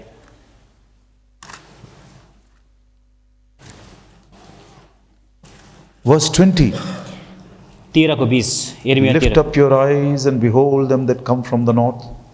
Where is the flock that was given thee, thy beautiful flock? आफ्ना आँखाहरू उठाऊ र उत्तरबाट आउनेहरूलाई हेर, तँलाई दिएको त्यो बगाल, तेरो सुन्दर बगाल कहाँ छ? Where is that flock, that beautiful flock I have given you? त्यो बगाल, जो सुन्दर बगाल जो मैले तिमीलाई दिएँ, त्यो कहाँ छ? ये जो झुंड है, ये सुंदर झुंड, ये भी प्रभु ने दिया। यो झुण्ड जो पनि सुन्दर झुण्ड छ, यो परमेश्वरले दिनुभएको। मैं अपनी मूर्खता में सोचता था, मैले मेरो मूर्खतामा सोच्थेँ, जो सेवक बहुत काम करता है, जो सेवकले एकदम धेरै काम गर्छ, बहुत मेहनत करता है, एकदम धेरै मेहनत गर्छ, रात दिन घूमता है, रात दिन एकदम घुमिरहन्छ, वो जरूर अपने फ्लॉक को बढ़ाएगा। उसले निश्चय नै आफ्नो यो चाहिँ झुण्डलाई बढाउने छ। लेकिन इस वचन को पढ़ने के बाद, तर यो वचन पढेपछि, भाई जेम्स टूर के उस चिट्ठी आने के बाद, र त्यो जेम्स टुर भाइको त्यो चिठी आएपछि मुझको मालूम पड़ा, मलाई यो थाहा भयो, मेरा मेहनत नहीं, मेरो मेहनत होइन, मेरा प्रयास नहीं, मेरो प्रयास होइन, हो सकता मैं किया हूँ, हुन सक्छ मैले गरेँ, लेकिन ये सुंदर झुंड प्रभु ने मुझको दिया। यो सुन्दर जुन चाहिँ प्रभुले मलाई दिनुभयो। एक दिन पूछेगा एक दिन सोधिदिनुहुनेछ, Paul Jacob, Paul Jacob, where is that flock, that beautiful flock I have given you? त्यो मैले दिएको सुन्दर जुन कहाँ छ? जो एल्डर बनने के बड़े सपना देखते हैं, जो एल्डर बन्नको लागि ठुलो सपना देख्नुहुन्छ, और प्रभु के घर में अधिकारी बनने का सपना देखते हैं, प्रभुको घरमा एकदम अधिकारी हुनको लागि सपना देख्नुहुन्छ, हाथ जोड़कर एक नम्र विनती करता हूँ, हात जोडेर एकदम नम्र बिन्ती गर्छु, अपने जीवन का हिसाब देते देते खून पसीना एक करना पड़ता है। आफ्नो जीवनको हिसाब दिँदै खुन पसिना एक सामत हुन्छ। अब 300 लोगों का हिसाब मांगेगा तो मैं क्या करूंगा? अब 300 जनाको हिसाब मागेर मैले के गर्नु अब? मेरे बड़ी इच्छा थी मैं एल्डर बन जाऊंगा। अनि मेरो इच्छा छ एकदम एल्डर बन्छु। उस दिन प्रभु पूछेगा, त्यो दिन प्रभुले सोध्नुहुनेछ। ठीक है भैया, अपने जीवन के साथ साथ अब ये बता 300 लोग मैं दिया था उनका क्या हिसाब है? ल हुन्छ भाइ, ठिक छ, तिमीले आफ्नो जीवनको बारेमा चाहिँ 300 जना जो मैले तिमीलाई दिएँ तिनको बारेमा पनि हिसाब देऊ। जब तक प्रभु वो काम न दे, जब प्रभुले त्यो काम दिनुहुन्न, उस काम का रिसोर्सेस अनुग्रह प्रभु ही देना चाहिए। जुन काम प्रभुले दिनुहुन्छ त्यसको चाहिँ पनि त्यो कामको लागि स्रोत पनि प्रभुले दिनुहुन्छ। 5 बातें। 5 कुरा छ। माई लाइफ मेरो जीवन गॉड हैज गिवन मी, परमेश्वरले दिनुभएको। माई चिल्ड्रेन मेरो छोराछोरीहरू गॉड हैज गिवन मी, परमेश्वरले दिनुभएको। माई वर्क मेरो काम गॉड हैज गिवन मी, परमेश्वरले दिनुभएको। माई मिनिस्ट्री मेरो सेवकाई गॉड हैज गिवन मी, परमेश्वरले दिनुभएको। दिस फ्लॉक यो झुण्ड मेरा नहीं है, मेरो होइन, प्रभु ने दिया। प्रभुले दिनुभयो। अब एक वचन पढ़ते हैं, अझ एउटा पद हामीले पढ्छौँ। पहला कुरिन्थी पहिलो कोरिन्थी 4 अध्याय 4 अध्याय और उसका 7 वचन। 7 पद। The book of 1 Corinthians chapter 4 and verse 7. पहिलो कोरिन्थी 4 को 7। Who maketh thee to differ from another? What hast thou that thou didst not receive? Now if thou didst receive it, why do you glory as if thou hast not received it? किनकि कसले तिमीलाई बेग्लै हुन लगायो अनि तिमीसँग के छ र जुन चाहिँ तिमीले अरूबाट पाएका छैनौ, तर तिमीले पाएकै हौ भने मानौ तिमीले पाएकै होइनौ जस्तो गरी किन घमण्ड गर्दछौ त? एक दूसरे से तुम अलग क्यों हुए? र एक दूसरासँग किन अलग हुने? क्योंकि प्रभु ने कुछ अलग अलग दिया है। कि परमेश्वरले अलग अलग, किनकि परमेश्वरले अलग काम दिया, अलग काम दिनु, अलग बच्चों को दिया, अलग बच्चा दिनु, अलग सेवकाई दिया, अलग सेवकाई अलग दिनुभयो, से झुंड दिया। अलग झुन्ड दिनुभयो। हम दोनों अलग क्यों हुए? हामी दुईटा किन अलग छौं? मैंने नहीं किया, मैले गरेको होइन। प्रभु ने अपने उद्देश्य के अनुसार हम दोनों को अलग अलग किया। किसी को कुछ अधिक दिया, किसी को थोड़ा दिया। परमेश्वरको त्यो इच्छाको अनुसार उहाँले अलग गर्नु, कसैलाई चाहिँ धेरै दिनुभयो, कसैलाई थोरै दिनुभयो। किसी को 10 दिया, किसी को 5 दिया, किसी को 1 दिया। कसैलाई 10 दिनुभयो, कसैलाई 5 दिनुभयो, कसैलाई 1 दिनुभयो। 0 किसी को नहीं दिया। 0 अथवा 0 कसैले दिनु भएन। अब पौलुस पूछता है, पौलुसले सोध्दैछन्, जो कुछ तेरे पास है, जब तुझको मिला है, जुन कुरा तिमीसँग छ, जो तिमीसँग छ, अब ये बताओ कुछ है क्या तेरे पास जो तुझको नहीं मिला? अब यो बताऊ कि जो छ तिमीसँग त्यो तिमीले कहीं पाएकै होइनौ? मैले पाए पनि म अरे जीवन ही तेरा नहीं है। अरे जीवन पनि तपाईको होइन। और क्या मिलेगा तेरे पास? अब त्यसपछि तपाईसँग मरे हुए के छ? व्यक्ति को क्या मिलेगा? मरेको माटोको के हुन्छ? जो कुछ हमारे पास है जे कुरा हामीसँग सब प्रभु का दिया हुआ है। त्यो सबै प्रभुले दिनुभएको। यदि 10 मिला है, यदि 10 छ किसी को पाउनु 5 मिला है, कसैले 5 पाएको किस छ, बात का घमंड करे? किन यसमा घमण्ड गर्नु? 5 उसको मिला, 5 उलाई भयो, वो भी पाया है। उसले नि पायो। 10 मुझको मिला, 10 मैले ये भी पाएँ। मेरा नहीं है। यो पनि मेरो होइन। एक दिन उसका हिसाब देना पड़ेगा। एक दिन यसको हिसाब दिनुपर्छ। जब तुझको मिला है, ऐसा क्यों तू बिहेव करता जैसे कुछ भी नहीं है, सब कुछ तेरा ही है? जब तपाईले पाएको छौ भने पाउनु भएको छ भने किन नपाएको जस्तो प्रकारले घमण्ड गर्नु? अब बड़े डर और भय के साथ इस विचार को दिमाग में रखना है, जैसे हमने उस गवाही में सुना, if you see any good thing in my walk with the Lord today, it's only because of that man who poured his life into me. जो कुछ हमको मिला है, अब उसको ऐसा ही इस्तेमाल करके एक दिन उसके हिसाब देने के लिए हमें तैयार रहना है। यो कुराले एकदमै ध्यानसँग सुन्नुहोस् र हामीले त्यो अघि गवाईमा भने जस्तो जुन कुरा चाहिँ परमेश्वरले मलाई दिनुभयो त्यो उहाँबाट मलाई खनाइयो भने जस्तै प्रकारले तपाईले पाएको कुराको चाहिँ हिसाब दिनुपर्छ। आज मैं यही बंद कर देता हूँ। आज म यही बन्द गर्छु। एक छोटा लड़का था, ये छोटे से कहानी बोलकर बंद कर देंगे। एउटा सानो कहानी भनेर म चाहिँ बन्द गर्छु। एउटा सानो केटा थियो, पिकनिक में गए थे, पिकनिकमा गएका थिए। वो नदी किनारे खेलते खेलते वो फिसल गया। एकदम नदीको किनारमा खेल्दा खेल्दा अब त्यहाँ पर्स्यो। अब वो नदी में बहता जा रहा बेचारा। अब ऊ बिचारा नदीमा बग्दै जाँदैछ। और यहाँ पर किनारे जो माता पिता ये लोग सब खड़े थे, किनारमा जो पनि मातापिता सब उभिराख्नु भएको थियो, वो बड़े रो रो कर चिल्ला रहे थे, उनीहरू एकदम रुँदै रुँदै चिच्चाइरहेका थिए, बेटा हाथ ऐसा मारो, बाबु हात यस्तो गर, और पैर को ऐसा मारो, खुट्टालाई यसरी चलाऊ। उसको तैरना सिखा रहे थे। उनले चाहिँ पौडिनलाई सिकाउँदै वो थिए। बेचारा लड़का मर रहा है, ऊ चाहिँ बिचारा केटा त्यो के अरे डुब्दैछ। उसकी आंखें भी नहीं दिख रही है, उसले आँखा पनि देखेको छैन, कान से सुन भी नहीं रहा है, कान पनि सुनेको छैन, मुंह से बोल भी नहीं सकता है, बोल्न पनि और सकिरहेको छैन। ऐसे व्यक्ति को ये तैरना सिखा रहे हैं। र यस्तो बच्चालाई चाहिँ अब उनीहरूले चाहिँ पौडिन सिकाउँदैछन्। ऊपर एक ब्रिज था, माथि एउटा पुल थियो। एक बूढ़ा जाते समय ये शोरगुल को देखा, र त्यो चाहिँ बुढो त्यहाँबाट जाँदै गर्दा यो कुरालाई देखे और उसको दया आई, उनलाई चाहिँ दया आयो, और बूढ़ा व्यक्ति वो ब्रिज से नीचे कूद गया, र चाहिँ त्यो बुढो व्यक्ति चाहिँ पुलबाट तल झर्यो।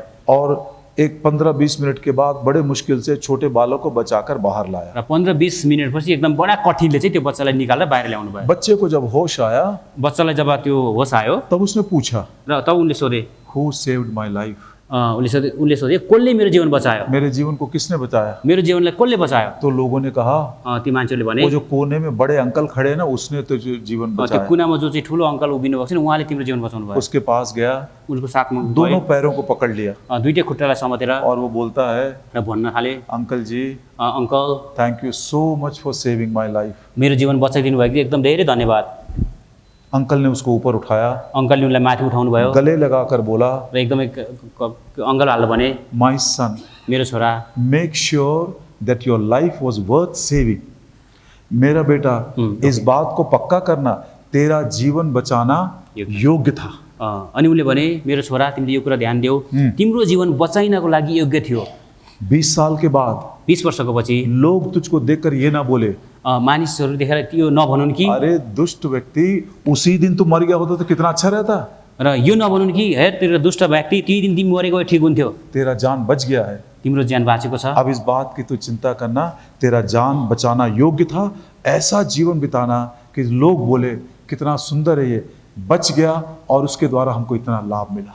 र तिम्रो जीवन चाहिँ बचाउन योग्यको थियो, त्यसैले यस्तो प्रकारले जिउ कि तिमीलाई चाहिँ कसैले चाहिँ नराम्रो नभनोस्। जीवन मिला है, जीवन पाइयो, अब इस बात को हमें प्रमाणित करना है। र यो कुराको मैले प्रमाणित गर्नु छ, ये नया जीवन पाने के योग्य थे। यो नयाँ जीवन पाउनको योग्यको थियो। इस जीवन को बिताने के लिए अब यो जीवन बिताउनको लागि there are statutes of life, जीवन के नियम है, र त्यसपछि त्यहाँनिर जीवनको नियमहरू छन्, जीवन के नियम है। जीवनको नियमहरू छन्। प्रभु ने अनुग्रह दिया तो कल फाइनल मैसेज में इसी नए जीवन के 5 नियम हम संक्षिप्त में समझेंगे। प्रभुले अनुग्रह दिनुभयो भने भोलिको अन्तिम वचनमा हामीले यो चाहिँ 5 वटा कुरालाई हेर्नेछौँ। एजिकियल की किताब, इजिकेलको किताब, ये लास्ट रेफरेंस है आज के लिए, आजको लागि यो अन्तिम सन्दर्भ पद हो। चैप्टर 33, 33 पद अध्याय, एजिकियल की किताब और उसका 33 अध्याय इजिकेलको 33 अध्याय और उसका 15 वचन। 33 को 15। If the wicked restore the pledge, give again that he hath robbed, walk in the statutes of life without committing iniquity, he shall surely live, he shall not die. अर्थात् दुष्टले बन्धकहरू फर्काइदियो भने, बलमिचाइ गरेर लुटेको माल फिर्ता दियो भने, अधर्म नगरिकन त्यो जीवनका नियमहरूमा हिँड्यो भने, कितना सुंदर, जीवन के नियम में जीना। कस्तो सुन्दर कुरा, जीवनको नियममा हिँड्यो भने मनमानी नहीं कर सकते। आफ्नो मनले चाहे अनुसारको होइन।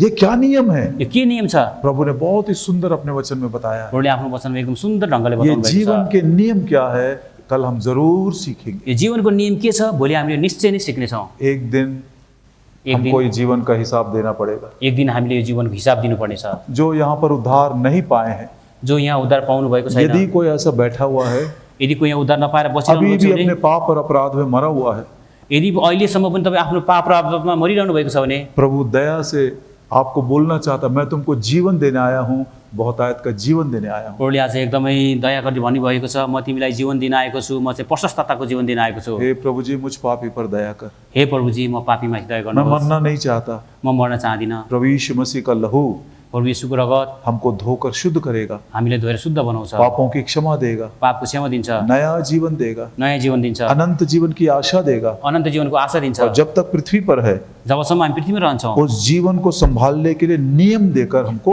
प्रोटेक्ट करेगा। त्यो जीवनलाई सम्हाल्नको लागि जीवनको नियम दिएर उहाँले चाहिँ हामीलाई सुरक्षित राख्नुहुन्छ। May the Lord bless this word to all of us. परमेश्वरले हामीलाई यो वचनमा प्रशस्त गरी आशीष दिनु। हमरा गोठाला ज्योति जीवन का धन्य तिम्रो प्रेम बितेको हाम्रो जीवनमा सुख दुःख कति आए बितेको हाम्रो जीवनमा सुख दुःख कति आए